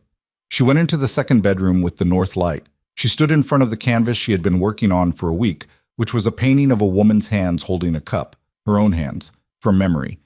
And she picked up a brush, and she went back to work. 800 miles north, a man sat in a penthouse alone at a dining table meant for 8, eating a takeout dinner out of the container, and he did not know that his wife was painting her own hands that afternoon, and if someone had told him, he would not have known what to do with the information. He would only have known, in the quiet, still way he had started knowing things lately, that a part of the world had been moving on without him for a long time and would continue to, and that the losing of her had not been a single event on an October night, but a long, slow weather he had failed to notice, and that the note on the pillow had only been the one drop of rain that happened, at last, to fall where he could see it. He ate his dinner, he put the container in the trash. He sat on the sofa, and he did not turn the television on. He sat in the quiet, and the quiet was enormous, and he let it be. The quiet that Victor Moretti sat in that December night became, without him deciding it, the shape of the next 2 years. Not quiet in the sense of peace. He did not have peace. He had something harder and less honest, which was absence. The apartment stayed the same. Anna, the housekeeper, came on her days. The basil plant on the kitchen windowsill died sometime in January, and he noticed it in March, the stems gone brown and brittle, and he stood over the pot for a long time with his hand on the sill, and then he threw the whole thing out, pot and all, into the trash under the sink. He did not replace it. He told himself he was not a man who watered plants. That was a lie, because he had watered them often enough when Adriana had been busy. But the kind of lie a man tells himself to not think about a specific 10-second memory of his wife in a gray t-shirt filling a plastic measuring cup at the sink and carrying it to the window. He threw the plant out and he did not replace it, and that was the end of that. He stopped going to certain restaurants. Cicerone's, where he had sat with Polly Benedetto on the night she left. He didn't go there again, not once, in 2 years. He did not give a reason. Polly, who was sharp about people in a way Polly was sharp about very little else, understood without being told, and Polly stopped suggesting Cicerone's. They met at a place on Mulberry instead, a place Adriana had never liked, and therefore had never been to. Victor ate there twice a week. The food was worse. He did not care. He stopped going to the Met. Adriana had dragged him there maybe 4 times in 21 years, and he had complained each time, and now he could not walk past the building on 5th without his chest doing something small and mean. He did not go to the park. He did not go to the hotel on 54th, which he would not have gone to anyway because of Nina, but there had been a time when he'd taken Adriana there to lunch in the restaurant off the lobby, one particular spring afternoon in 2008. And if he had thought about it honestly, he would have understood that he was now avoiding places for 2 completely different sets of reasons, and that both sets of reasons led back to the same woman. He did not think about it honestly. Not for a while. Thinking honestly was not something Victor Moretti had been trained for. He got meaner at work. That was the clean way to say it. He had always been hard. You did not run what he ran by being soft. But there had been, for years, a kind of balance in it. He had been hard and he had been fair, and men had worked for him because the fairness was real. That fairness thinned out, over the winter and into the spring, and by the time the city was warm again, he was a man his own people stepped carefully around. He raised tribute on 3 operations without warning in February. He cut a driver loose in March for being 20 minutes late to a pickup, and the driver had 3 kids, and Dom had come to Victor afterward and said, "Vic, that was rough." And Victor had said, he was late, and that had been the end of the conversation. Angelo Massi, who was not smart enough to be afraid of most things, got afraid of Victor that spring. Angelo stopped joking in the back office. Angelo stopped calling Victor Vic and started calling him boss, which Victor had never asked for and which he noticed but did not correct. The shift was in Angelo's posture. Angelo had stood a certain way around Victor for 8 years, loose and easy, the way a man stands around a man he likes. Now Angelo stood the other way. Victor saw it. He did not fix it. He told himself Angelo would come back around. Angelo did not come back around. Dom came to him at the end of April. They were at the office in Kearney, late, past 10, and the yard outside was empty except for the security lights. Dom shut the door and sat down across the desk without being invited. "Vic, don't. I'm going to say it. You hired me to say it. You hired me 30 years ago. I hired you to drive." "You hired me for both," Dom said. "You know you did." Victor put his pen down. He leaned back in the chair. He looked at Dom, really looked, for the first time in months, and he saw that Dom had gotten older.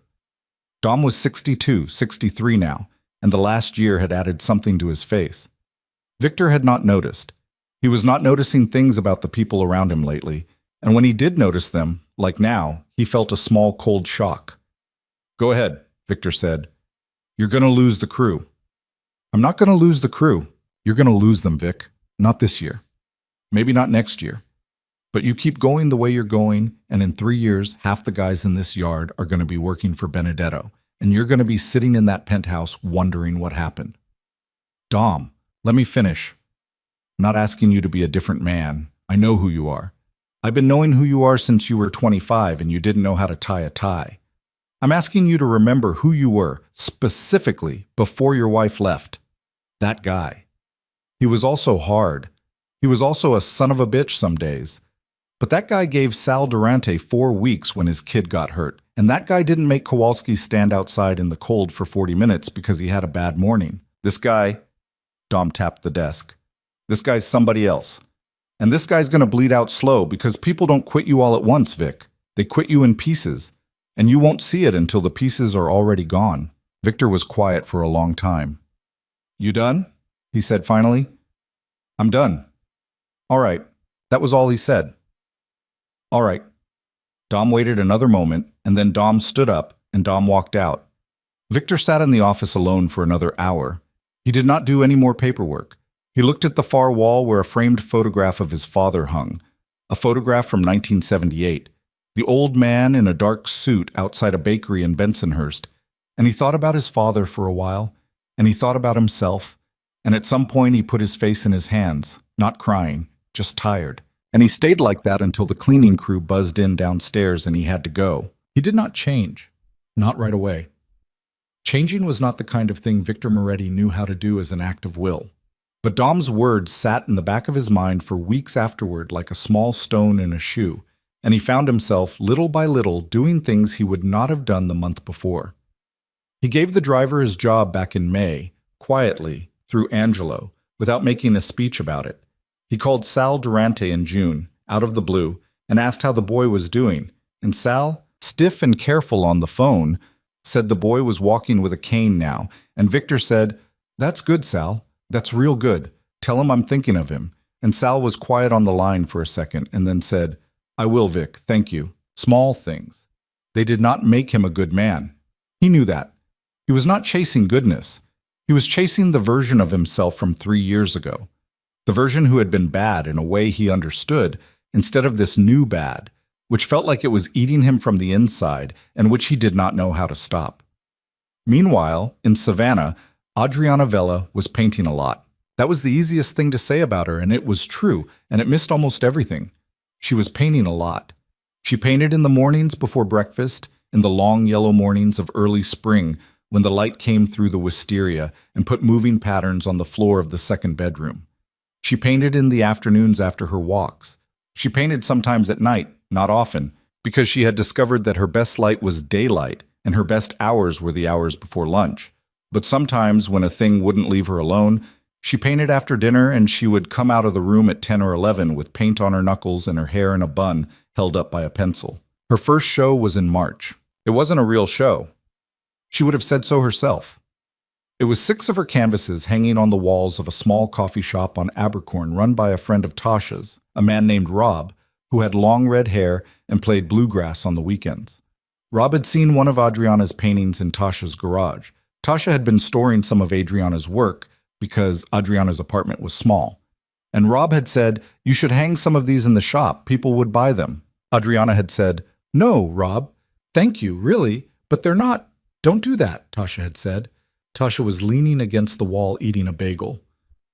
"Don't do the thing where you say they're not ready. They're ready. You're not ready. Those are different things. Let Rob hang them." "I don't... Adriana." Okay. She let Rob hang them.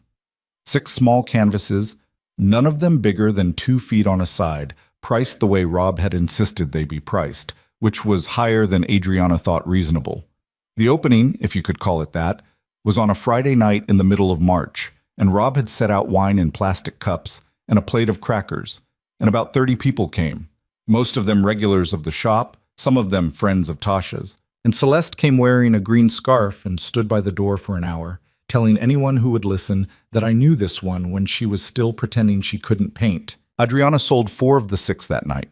The first one went in 20 minutes, bought by a woman Adriana had never seen before, a woman in her 50s in a cream blouse, who had walked up to Adriana with a glass of wine in her hand and said, "Are you the painter?" "Yes."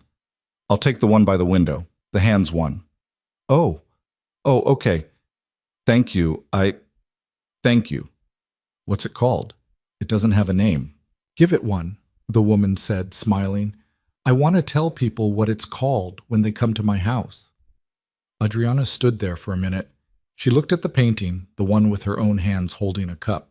She said, "Morning. Call it morning." "Morning," the woman said. "Good." The woman paid Rob and took the painting off the wall herself. Adriana watched her leave with it wrapped in brown paper, and she had to go to the bathroom for a minute.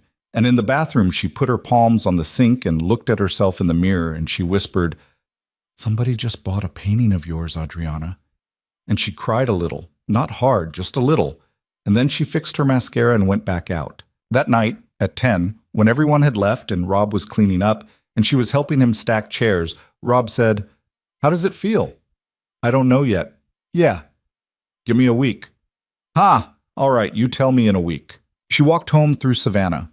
The nights in Savannah in March were the best nights in Savannah, and she walked slowly with her hands in her coat pockets and the smell of jasmine coming from somebody's garden on Jones Street, and she thought, without meaning to, of her husband. Ex-husband. She thought of Victor, not with anger, not even really with sadness. She thought of him the way you think of a house you used to live in. She thought, he would have been proud of me tonight, and she was surprised that the thought didn't hurt as much as she had expected. She let herself into the apartment on East Gaston. She put her coat on the hook. She took off her shoes. She sat on the sofa in the dark for a minute. She did not turn the television on. She did not call Teresa, not yet, although she would call her in the morning. She sat there in her own apartment, which was entirely hers, which did not have anybody else's furniture in it, which had been paid for by her own work and her own savings, and her own terrifying decision in an October, and she thought about the woman she had been 18 months ago. That woman standing in the doorway of her own bedroom with a navy dress on, and a laugh from the bed she had not laughed. And she said aloud to the empty apartment, "You did it." She said it twice. The second one was quieter. Then she went to bed. The money she made from the coffee shop show was not much. $800 by the end of it, when the sixth painting sold the following Tuesday to a tourist from Cincinnati who Rob had ambushed with it on his way out the door. $800 was not a life. But it was the first money Adriana Vela had ever made from her own hands in her entire adult life. She had made money as a waitress at 23, but that had been before. That had been somebody else. And she took the check to her bank on a Monday morning, and she deposited it, and she looked at the balance on her account afterward, and she did not spend any of it for 6 months. She let it sit there. She looked at it sometimes. It was proof. Tasha introduced her to a woman named Marjorie in April. Marjorie ran a small gallery on Jones Street, one room, beautifully lit, and Marjorie came to Adriana's apartment and looked at the canvases Adriana had stacked against the walls of the second bedroom. Marjorie was in her 60s, thin, white hair cut short, wearing a linen shirt. She looked at the paintings without saying anything for about 15 minutes. Adriana stood in the doorway, not knowing what to do with her hands. "How old are you, dear?" Marjorie said finally. 45. "Where have you been?" "What do you mean?"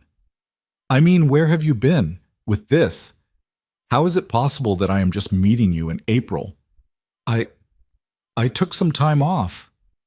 "Some time? A long time." Marjorie said. She offered Adriana a show for the following September. Not a group show. A solo show. 12 pieces. 3-week run. Adriana stood in her own second bedroom and listened to this woman offer her a solo show, and she kept her face very still, because she had been raised to keep her face still when somebody offered her something she wanted. And after Marjorie left, she sat on the floor of her studio and laughed for 5 minutes. Just laughed. Her stomach hurt afterward from the laughing. She called Teresa that night. "Teresa." "Addie, I got a gallery show." There was a long pause. "You got a what?" "A gallery show. A real one. In September. 12 paintings." Teresa started crying. Teresa was the one who cried in their family. Not Adriana, never Adriana, but Teresa cried easily and well, and Teresa sat in her kitchen in New Jersey at 9:40 p.m. and cried for her sister on the phone. And Adriana held the phone away from her own ear for a second so she didn't cry too. "I knew it," Teresa said. "I knew it, Addie. I knew it. I knew it. I know, T. Tell me everything. Tell me what she said." "Marjorie. Is that her name?" Adriana told her. Teresa wanted to come down for the show. Teresa wanted to come down now. In fact, didn't want to wait for September. Teresa booked a flight that night for the following weekend, and when she arrived on Friday evening at the Savannah airport, she walked out to Adriana with her sunglasses still on, even though it was already dark, and she hugged Adriana in the middle of the arrivals curb, and she said into Adriana's hair, "You did it, you weirdo. You actually did it. I did it. I'm so proud of you I can't see straight." "I know, T." Teresa stayed for 4 days. They walked everywhere. They ate too much. They sat on Adriana's wrought iron balcony under the wisteria and drank wine in the evenings. And Teresa asked, on the second night, the question she had been saving. You ever hear from him? No. Nothing. Nothing. Not once in 18 months. That surprised you?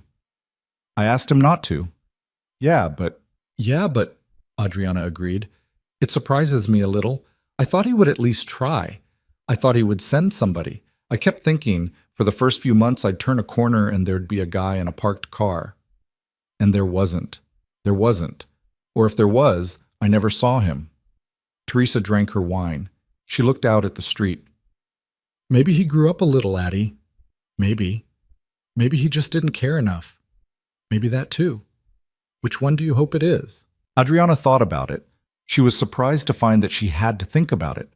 A year ago, she would have had the answer ready.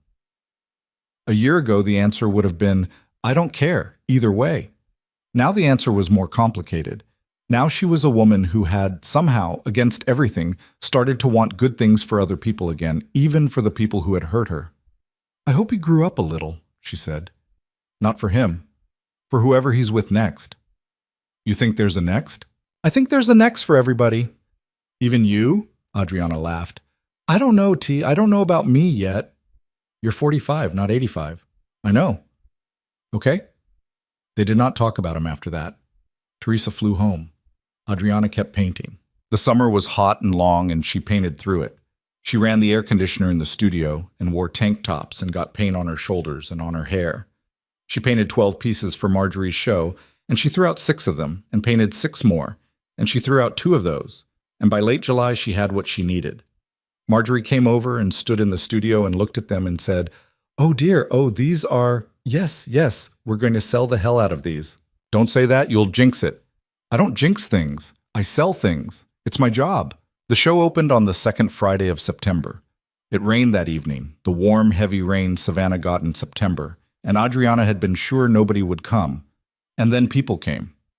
They came in wet raincoats and shook their umbrellas into a tall brass stand Marjorie had put by the door, and they drank wine, and they stood in front of Adriana's paintings, and they looked at them the way people look at paintings in a real gallery, which was the way Adriana had looked at paintings her entire life, and had never once imagined being the subject of.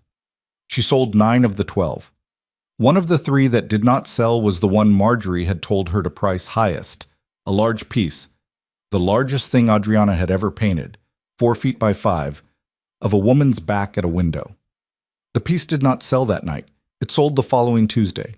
Marjorie called her and said, A man came in just now, a lawyer. He's hanging it in his office. Adriana said, Good. And she sat down on her kitchen floor and she drank a glass of water very slowly, and she thought, This is real now. This is a real thing I do. 800 miles north, Victor Moretti was sitting in his apartment eating a pear over the sink, and a man he paid came to him with a name in a file. Not his wife's name. He had held to that. He had not looked for her. He had, in the 23 months since she'd walked out, not hired Raymond, not hired anyone, not called her sister, not opened the drawer with the note in it. He had kept his one agreement with her. It was, he thought sometimes, the only clean thing he had done in a year. The name in the file was another matter.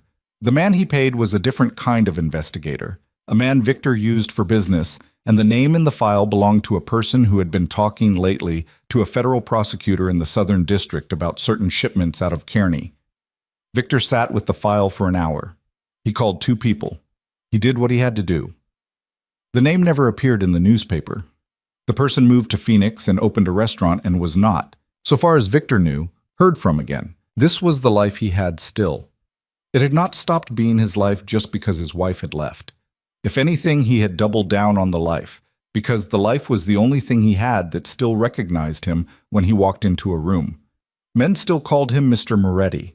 Men still took off their hats, metaphorically, when he sat at a table. In the rooms he did his business in, he was still a stone in the river, and the river still moved around him. He held to this. He held to this the way a drowning man holds to a log. But the life had gone thin. He could not have explained it. If you had sat him down in a booth and asked him what was wrong, he would have said nothing, and he would have meant it, and he would also have been lying. Everything was in place, and nothing worked right. He ate without pleasure. He drank without getting drunk. He slept a few hours at a stretch. He met a woman at a fundraiser in April, a woman named Carla, a widow in her 40s, smart, good-looking, with 2 grown kids and a real estate portfolio of her own. And he took her to dinner twice, and she liked him, and he could tell she liked him, and he had nothing to give her. He stopped calling her after the second dinner. She called him once, a week later, and he did not pick up, and she did not call again. He understood, no longer a man who could have a woman. Not because he could not get one, because there was nothing behind his eyes for her to find when she looked. Adriana had taken that with her. Adriana had taken, specifically, whatever organ a man used to actually pay attention to another human being over a dinner table. And she had packed it in a suitcase, and she had flown south with it, and the hole where it had been was still a hole. 2 years on, still a hole. He thought about this, late, on a Wednesday night in October, exactly 2 years after she had left. The anniversary, if you could call it that. He had been thinking about the date for a week, in the back of his mind. The way a man thinks about a tooth that is about to start hurting. On the evening itself, he did not do anything special. He sat in the living room at 9. He poured himself 2 fingers of whiskey. He drank it slowly, and he did what he had not let himself do in 23 months. He opened the drawer in the study. The note was there, cream-colored, folded once. He had not touched it since the week she left. He took it out. He sat on the sofa with the whiskey at his elbow, and he unfolded the paper, and he read it again. Victor, I'm not angry anymore. That's what scared me into leaving. I sat at this kitchen table for a lot of mornings waiting to feel something big enough to justify it, and I finally realized I was waiting for the wrong thing. He read it slowly this time. He had read it fast 2 years ago, the way you read something you are afraid of. He read it slowly now. He let the sentences land. I've thought about every version of this for a long time, and this is the only one where I get to walk out as myself and not as somebody's wreckage. Somebody's wreckage. He had not noticed the phrase 2 years ago. He noticed it now. He understood, sitting on the sofa with his whiskey, that she had used that word on purpose. She had meant it as a description, and she had also meant it as a diagnosis. He had been making her into wreckage. Not with his hands, with his absence, with his carelessness, with his taking for granted. He had been taking apart, slowly, over 21 years, a whole woman, and he had thought he was doing the opposite. He had thought he was building her a life. He put the note down on the coffee table. He got up. He walked to the window. He stood there with his hands in his pockets, and he looked out at the city, at the lights of Park Avenue going north, at a yellow cab turning on 72nd, at a woman in a long coat walking a dog again. Maybe the same woman, maybe not, the same breed of woman at any rate, the kind of woman who walked a dog at night in a city. He watched her until she turned the corner. He said aloud to the window, I'm going to Savannah. He did not know where that had come from. He did not know that she was in Savannah. Specifically, he had not been told. He had not asked. But somewhere in the last 2 years, he had come to believe she was somewhere south. He could not have said why. Maybe she had mentioned it once, years ago, some throwaway comment about a city she'd like to see. Maybe he had picked it up the way you pick things up about the people you have lived next to for 2 decades without listening. Some part of him had filed away south, and then later Georgia, and then, without really noticing, Savannah. He said it again. I'm going to Savannah. And then he heard himself say it, and he thought, no, you aren't. Because what was he going for? What was he going to do when he got there? Knock on her door, tell her he was sorry, tell her he had been sitting in a penthouse for 2 years learning slowly that he had been wrong about everything. Bring her the note and the ring and say, take these back. I've been wrong, I've been wrong, I've been wrong. That was for him. That was all for him. That was a trip he would take in order to feel less terrible, and it would make her feel worse. And she had built herself something somewhere. He was sure of it. He had always been sure of it. And he was not, he understood, going to walk into the middle of her somewhere and ask her to hand him a piece of it for his own comfort. He stood at the window for a long time. He closed his eyes.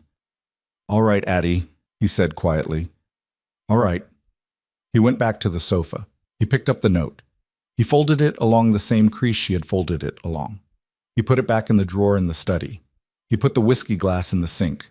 He washed it, by hand, with soap, which was not a thing he normally did. He dried it with a towel. He put it back on the shelf. He went to bed. He slept, for the first time in 23 months, for 7 hours straight.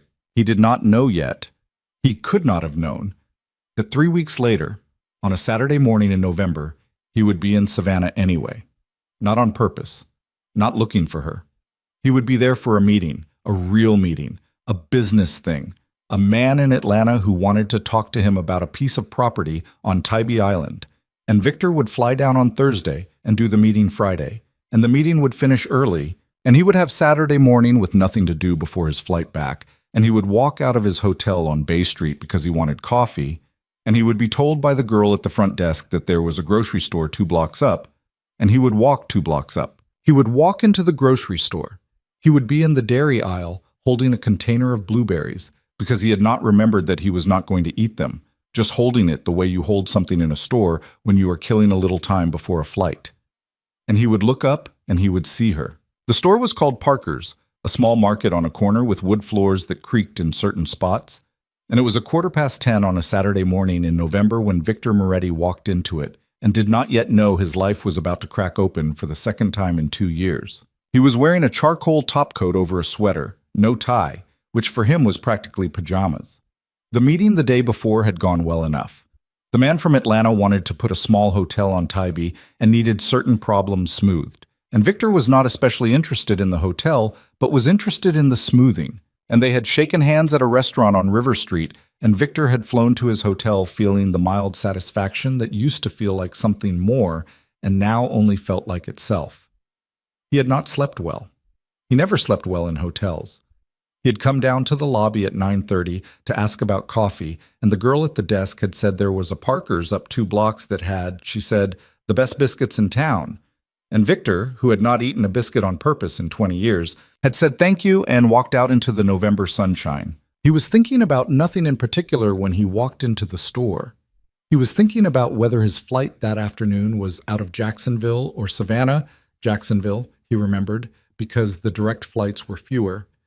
And he was thinking about Dom, who had called him the night before about a thing at the yard that was not actually a thing. And he was thinking about the way the sun came down, slant between 2 buildings on Bay Street, in a way he had not seen sunlight fall in New York in months. He picked up a plastic basket because the store was the kind of store where you picked up a basket. He walked to the back. He did not have a list. He stopped at the dairy case because they had a carton of blueberries in front of the eggs. And blueberries were a thing Adriana had liked to eat in the morning, and for maybe half a second before the thought registered, he had already picked the carton up. He stood there with it in his hand. He felt the small, cold surface of the plastic. He was about to put it back. And then a woman a few feet down the same aisle laughed at something, a small, quick laugh, and he looked up. She was standing in front of the yogurts. She had on a soft green sweater, the sleeves pushed to her elbows. Her hair was longer than he remembered, long enough now that she had it tied back in a loose knot at the base of her neck, and the color had come back into it. The color she'd had when she was young, a darker brown with a warmth in it. Her other hand was resting on the handle of a small wire cart with a loaf of bread and a bunch of parsley and a block of cheese in it. And she was laughing because a man about her age in a flannel shirt had said something to her, and she was laughing at it easily, the way a person laughs at something small that they actually find funny. Victor did not move. He could not have said, later, how long he stood there. He felt all at once as if his lungs had been taken somewhere else. He knew her so immediately and completely that for a long second he could not believe he was seeing her, and then he could, and then a thing inside him that had been standing in a strange position for 2 years sat down. The man in the flannel moved on. He did not know her, Victor understood. He was just a man who had said something about yogurts to a woman in an aisle. Victor had done the same thing himself, in his 20s, more than once. The man kept going toward the produce section. Adriana reached up, still smiling to herself about whatever it had been, and pulled a small container of yogurt off the shelf. Then she felt him. He saw it happen. He saw her hand go still with the yogurt held halfway to her cart. He saw her head turn, not fast, just a quarter turn. The way a person's head turns when something in the air has changed. She looked down the aisle. Her face did not do what he had, in 100 imagined versions of this moment, expected it to do. It did not crumple. It did not freeze into fear. It did not, God help him, light up. It did a smaller thing. The smile she had been holding from the yogurt joke went out slowly, like somebody had turned down a dial, and her mouth opened a little and her eyes got shinier, just for a second. And then she blinked, and her mouth closed, and the shine was controlled, though not entirely hidden. She did not say anything. Neither did he. They stood in Parker's grocery, near the dairy case, in a small patch of late morning sunlight that came in through the front windows and lay in a long rectangle on the floor. A woman pushed a cart around the end of the aisle, glanced at them, and kept going. Somewhere in the front of the store, the register beeped. A radio was playing something low, a song Victor would not have been able to name if you had given him $1,000. Adriana, he said. Victor. That was the first time in 25 months that either of them had said each other's names in each other's presence. It came out of his mouth like a word in a language he was relearning. She said his the way you say the name of a place you used to live. He set the blueberries down on the nearest shelf. He was not going to buy blueberries. He was not going to buy anything in this store ever again. I didn't know you were here, he said. It was the first thing that came to him, and he hated it as soon as he heard it. I'm here for a meeting, a business thing, Tybee. I'm flying out this afternoon. I wasn't looking for you. I know you weren't. You know. You would have found me a long time ago if you were looking, Victor. He didn't know what to do with that. He stood there with his hands half out of his coat pockets. He thought stupidly that he should hug her, and he knew instantly that he should not, and he put his hands all the way in his pockets instead. How are you? He said. I'm good. You look good. Thank you. No, I mean it. You look, Victor. Yeah. You don't have to convince me I look good. I know I look good. I can see myself in a mirror in the morning. She said it without meanness. It came out almost warm, almost teasing, and he heard her voice do the small tilt at the end that her voice had done for years when she was being funny with him at home, back when they had still been funny with each other, and something in his chest broke gently, the way a piece of ice breaks when it's been in the sun for a while. Right, he said. Right, sorry. You don't have to apologize for that either.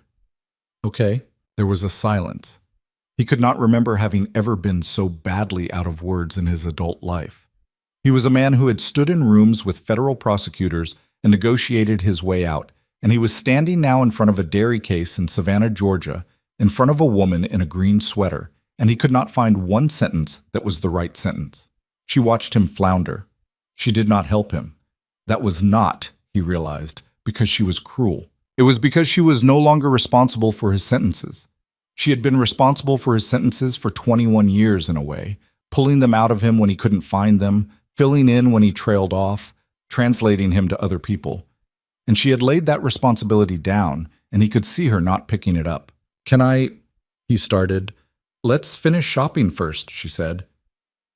What? I've got things to buy. You got things to buy. Let's not do this in the yogurt aisle. There's a bench in the little garden on the side of the store. I'll meet you there in 10 minutes. Adriana. 10 minutes, Victor. I'm not running. She turned her little cart and walked toward the produce. She did not look back. He stood there another second. Then he picked up his basket. He walked down the aisle the other way, because if he followed her, he was going to lose his mind, and he went through the motions of a man shopping. He put a box of crackers in the basket. He put a jar of something. He put a bag of coffee. He did not know what he was going to do with any of these things in a hotel room. He paid at the front. He walked out into the sun. The bench was where she had said it would be, on the side of the store in a small brick garden with a magnolia in it. One of those old southern magnolias with thick, waxy leaves that held water like little green cups. He sat down on the bench. He set the paper bag of groceries on the ground at his feet. He put his hands on his knees. He realized his hands were shaking, just a little, the way they had shaken at 4 a.m. in his bedroom 25 months ago. And he put them flat on his knees, and he breathed, and he waited. She came out 7 minutes later with her own little brown bag. She sat down on the other end of the bench, not close, not far. She put her bag on the ground next to his. She took a breath, and she let it out, and she sat back against the slats of the bench and looked at him. Okay, she said. Okay, tell me, what did you want to say? He opened his mouth. A lot of things happened in him at once. He had for 25 months carried around a long speech, or a series of them, the way a man carries a loaded gun. He had imagined this moment in bed at night. He had imagined it in cars. He had imagined it in his own kitchen staring at a carton of eggs. The speech had gotten longer and more elaborate over time, and it had included explanations and defenses and admissions, and toward the end a question, will you ever come back? He had not let himself finish that version of the speech very often, but it had been in there, coiled up under everything. He looked at her now, in her green sweater, with her hair in the loose knot, sitting on a bench in a November garden in Savannah, and he understood that every version of the speech he had ever rehearsed was wrong. He opened his mouth, and the speech he had was not the speech that came out, not even close. I was wrong, he said. She waited. I was wrong for a long time, Addie. Not just the one, not just the thing with, not just that. That was the end of it. I was wrong before that. I was wrong for years before that. I stopped looking at you. I didn't see you. I don't mean I didn't notice you. I mean I stopped looking at you. There's a difference. And I didn't know there was a difference until you were gone. And I started sitting in that apartment trying to remember the last time I had really looked at you, and I couldn't find it. I couldn't find a single time. Not in years, and that was the thing. That was the thing I did. I did a lot of other things, but that was the big one, the foundation of it. I stopped looking at you and you got smaller and smaller in that apartment, and I told myself you were fine because it was easier than asking. He stopped. He had not cried in a year, and he was not going to cry now. And he pressed his thumb against the inside corner of his eye and made himself breathe. I don't have an explanation for it, he said. I've been trying to find one for 2 years. I don't have one. I was selfish. I was comfortable. I thought I could do whatever I wanted because you loved me, and you were... I thought love was a thing you got to keep by paying for. I thought if the bills were paid and the apartment was nice and I didn't hit you and I didn't scream at you, I was doing it. I thought that was the job. That wasn't the job, Victor. I know that now. I knew it maybe 3 months in, sitting alone at that table. I knew it, but I couldn't. I had nowhere to put the knowing. So I just sat with it for a long time. I've had a very quiet 2 years, Addie. I don't know what else to tell you. She was watching him steadily. Her eyes were wet at the edges, but she was not crying. She was doing, he saw, something harder than crying. She was listening. She was letting him finish. She had not done that for him in years, actually. Not because she hadn't wanted to, but because by the end of the marriage he had stopped saying things that were worth listening to, and he understood now that she was giving him this thing, the listening. Not because she owed it to him, but because she had decided to. I didn't come here looking for you, he said. I want you to know that. I was in Atlanta. I had a meeting. I flew in yesterday. I walked into that store because the girl at the hotel said they had good biscuits. She's right. What? The biscuits. They're good. He laughed. He was astonished that he could laugh. The laugh came out small and hoarse, like something that had been in a drawer a long time. I thought about coming to find you, though, he said. 3 weeks ago.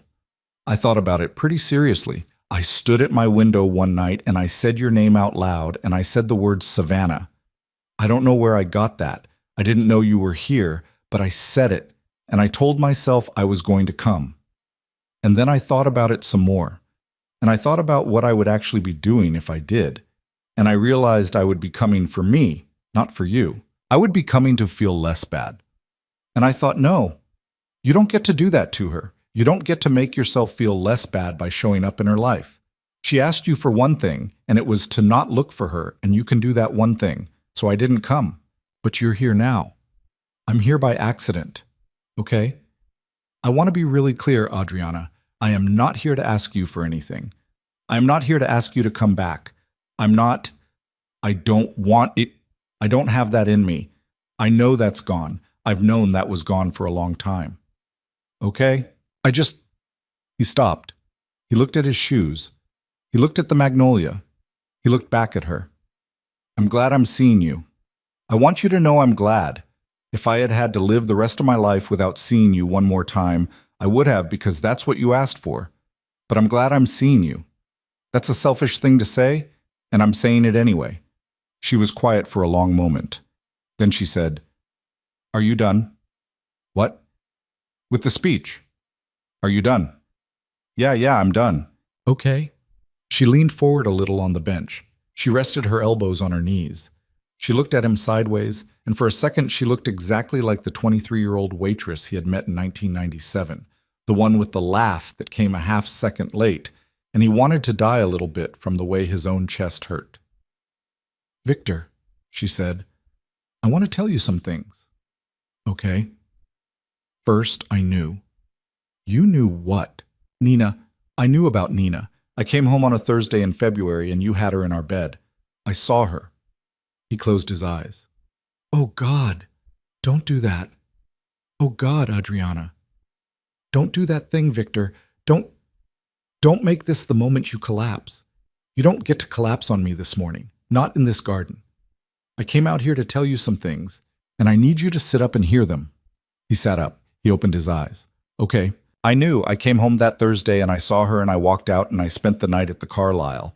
I ate a cheeseburger in a navy dress at 11 at night, and I decided that night that I was going to leave you. And then I spent the next 8 months planning it, every day of it. I opened a bank account. I hired a lawyer. I came here to Savannah in September. I rented the apartment. I packed my bags 3 weeks before I left and hid them in the closet. I played my part for 8 months because I knew if I told you, you would turn it into a war, and I didn't want a war. I wanted a life. So I lied. Every day. To your face. For 8 months. I need you to know that. Addie, I need you to know I was not a good wife for the last year of our marriage. I was already gone. I was saying I love you at the sink with my coffee, and I was gone. I want you to have that too because you have been sitting in New York for 2 years blaming yourself alone for the thing that ended us, and I will not let you do that. You did plenty. You did more than plenty. But I was not innocent either. I left you months before I left you. I want you to know that. He was crying now. He had not meant to. He was not sobbing. He was not making noise, but tears were running down his face, and he did not wipe them. He looked at her. "That doesn't change what I did." "No, it doesn't, but it changes the story. The story you've been telling yourself is that I was a good woman you ruined. I wasn't that. I was a scared woman who stayed too long and then ran away without warning. I had my reasons. My reasons were real, but I could have..." She paused. "I could have said something once in those last 8 months. I could have given you one chance. I didn't. I didn't because I didn't trust you with it, and I was right not to, but I still didn't. That was my piece. Adriana, let me finish. Okay? Second thing, I'm a painter now." He looked at her. The sentence sat in the air for a second before he understood it. "What? I paint. For a living. That's what I do now. I sell paintings. I had a show in September, a real one in a gallery. A woman in Atlanta bought 3 of them. I have a studio in my apartment, the second bedroom. It gets the morning light. I paint 5 days a week. I paint every morning. I'm good, Victor. I'm actually good. I don't know how good. I'm still learning, but I sell them, and people want them. And I wake up in the morning and I go in that room and I have something to do that I care about. I haven't had that since I was 22 years old." He was staring at her. The tears on his face were drying in the light breeze. He was not sure in the moment whether he was going to smile or break down. "Adriana, I know. You used to paint when you had the sunroom. I know. I didn't. You didn't make space for it in the new apartment. I know, Victor. I kept saying we'd figure something out. And then we didn't. She was quiet for a beat. Then she said, "I'm not telling you about the painting to make you feel worse. I'm telling you because I want you to know that the reason I left was not just about you. It was about me too. I was dying in that apartment. I was dying in it for years. And I couldn't tell whether it was you who was killing me or whether it was me. And by the time I figured out it was a little bit of both, I also figured out I could only fix one of those. And I had to go somewhere else to fix it. That's what this was. This was not just a punishment. This was me saving my own life." Okay. They sat there. The sun had moved. The rectangle of light that had been on the bricks at their feet was now on her knees. She looked down at it for a moment. He could see her eyelashes catch the light. "Third thing," she said quietly. "Yeah. I forgive you." He closed his eyes. "Addie, I forgive you, Victor. I'm telling you that. I am not saying it to make you feel better, and I am not saying it to start something back up, because there is nothing to start back up. There is no coming back from this one. I am not going to move back to New York, and you are not going to move to Savannah, and we are not going to be friends who call each other on Sundays.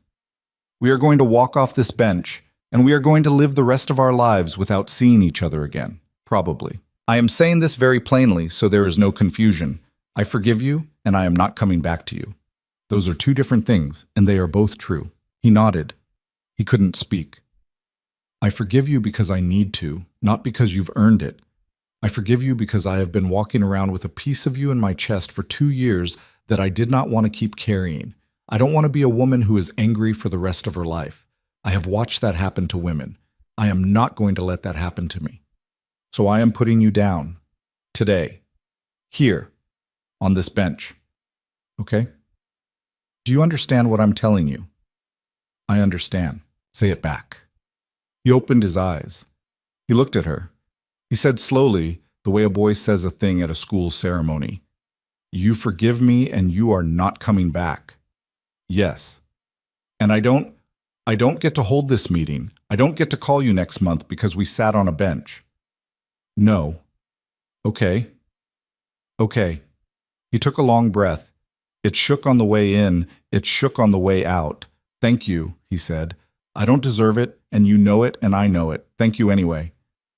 You're welcome. There was a long, quiet minute on the bench. A bird landed on one of the magnolia branches and ate something off a leaf and flew away. Somewhere on Bay Street, a car horn honked twice, quick, the way Southern drivers honked when they were being friendly. A woman with a stroller walked past the end of the garden without looking in. Can I ask you one thing? He said. Go ahead. The man, the one in the store, the flannel. She looked at him. She almost smiled. No, she said.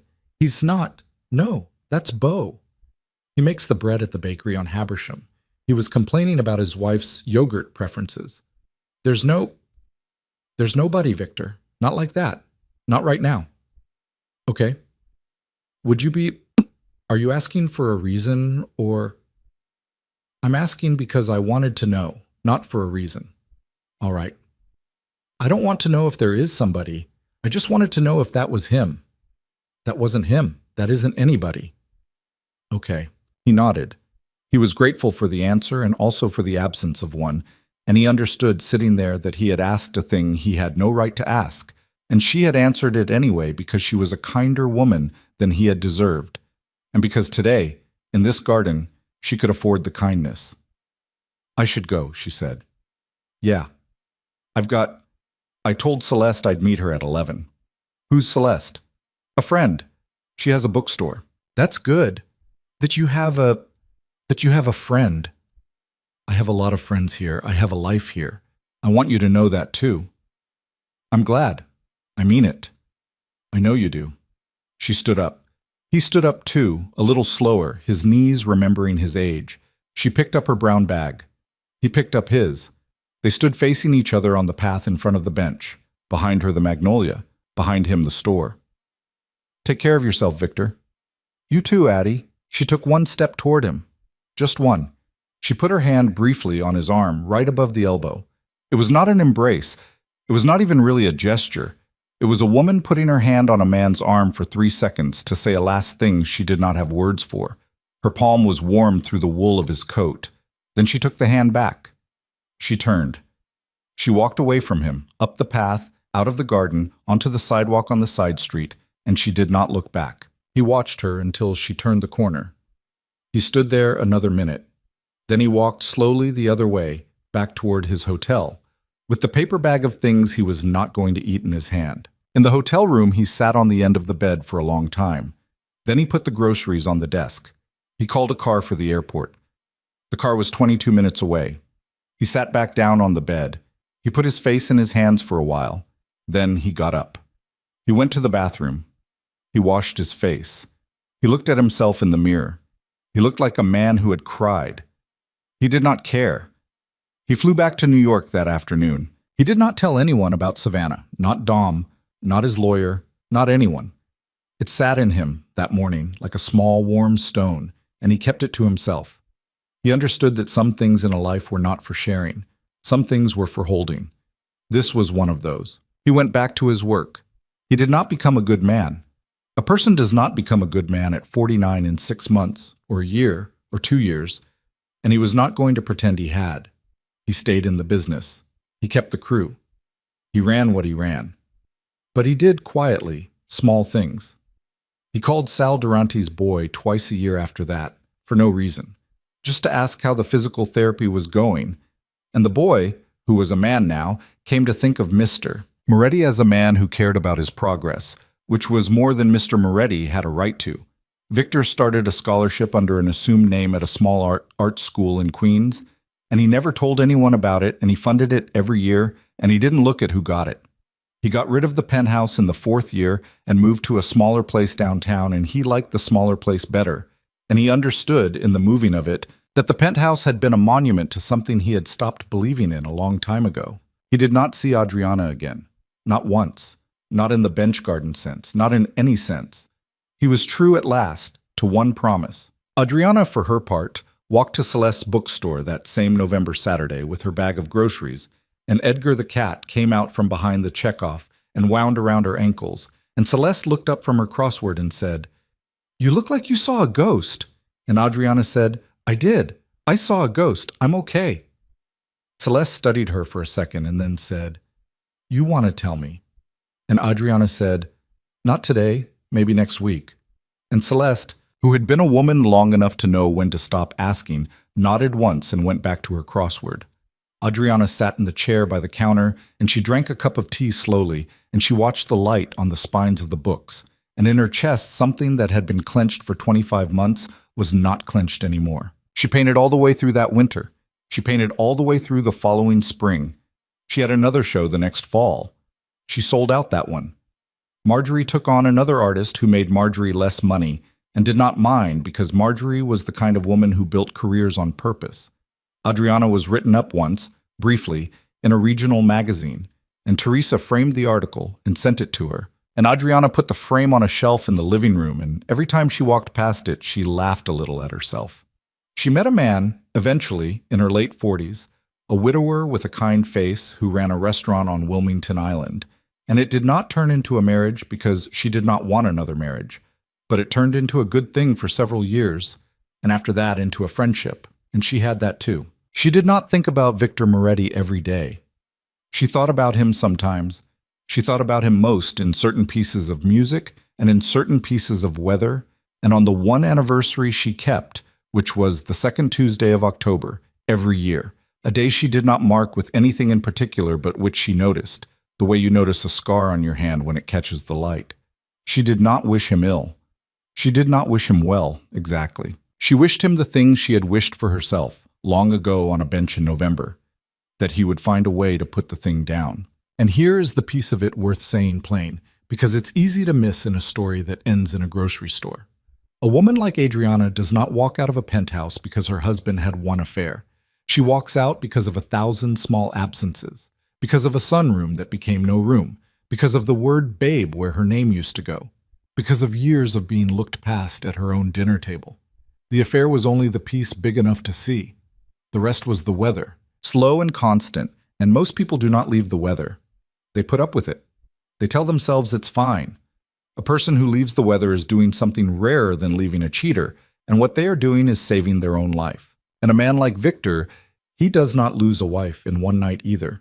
He loses her too, over years. He loses her one dinner at a time, one unasked question at a time, one night at a pointless meeting at a long restaurant at a time, while she sits at the kitchen table with the tea going cold in front of her, learning him away from herself. By the time his wife leaves him, he has already lost her many times, in pieces. The note on the pillow is only the receipt. If there is a lesson in any of this, it is not, don't cheat. That one is too small. It is, look at the people you love. Look at them while they are still in the room. Look at them when you are tired, when you are bored, when you think you know what they are going to say next, especially then, because people do not stay in marriages where nobody looks at them. They find ways out. The quiet ones find the quietest ways, and those are the ones you do not come back from. Victor Moretti ran an empire for another 20 years. He was feared and he was respected, and the papers, when he finally died at 71 in a hospital bed with his niece holding his hand, and Dom, long since retired, asleep in a chair in the corner, wrote a long obituary that made him sound more interesting than he was. The obituary did not mention a wife. There was no wife to mention. He had been divorced for decades. The obituary did mention, in its last paragraph, a scholarship at an art school in Queens that he had quietly funded for almost 25 years, and the writer of the obituary did not know why he had funded it, and it was not the writer's business, and the scholarship went on funding young painters, mostly women starting late, for another 40 years after Victor Moretti was in the ground. Adriana Vela lived to be 86. She died in a small house on Tybee Island that she bought, eventually, with the money from her paintings, with a good view of the water and a screened porch where she liked to sit in the mornings. Her work hangs, today, in a number of places, including the small regional museum in Savannah, which has two of her pieces. Morning, from her first show at the coffee shop on Abercorn, donated by the woman in the cream blouse who had bought it in 1998, and Window, the large one she painted for Marjorie. She had a niece who took care of her at the end, and several friends who outlived her and one who did not. And she is remembered in the way women like her are remembered, mostly by the people she painted for, and by the people who walk through those rooms and stop in front of her work and stand there for a minute longer than they planned to. There's a small wooden bench in a brick garden on a side street off Bay Street in Savannah. It is still there. A magnolia still grows next to it. Nobody has put a plaque on it because nothing official ever happened on it. Most mornings, a woman from the neighborhood sits on it to drink her coffee. On certain afternoons, tourists rest on it for 5 minutes before walking on. None of them know. That is how most of the important moments in most people's lives actually go. They happen on benches nobody labels, between two people nobody photographed, and then the two people walk off in different directions, and the rest of the world, which did not notice, goes on. Between the two of them, Victor and Adriana, they did one thing right at the end. They let each other go, on purpose, in sunlight, with words. That is more than most people get. It was, in the end, enough.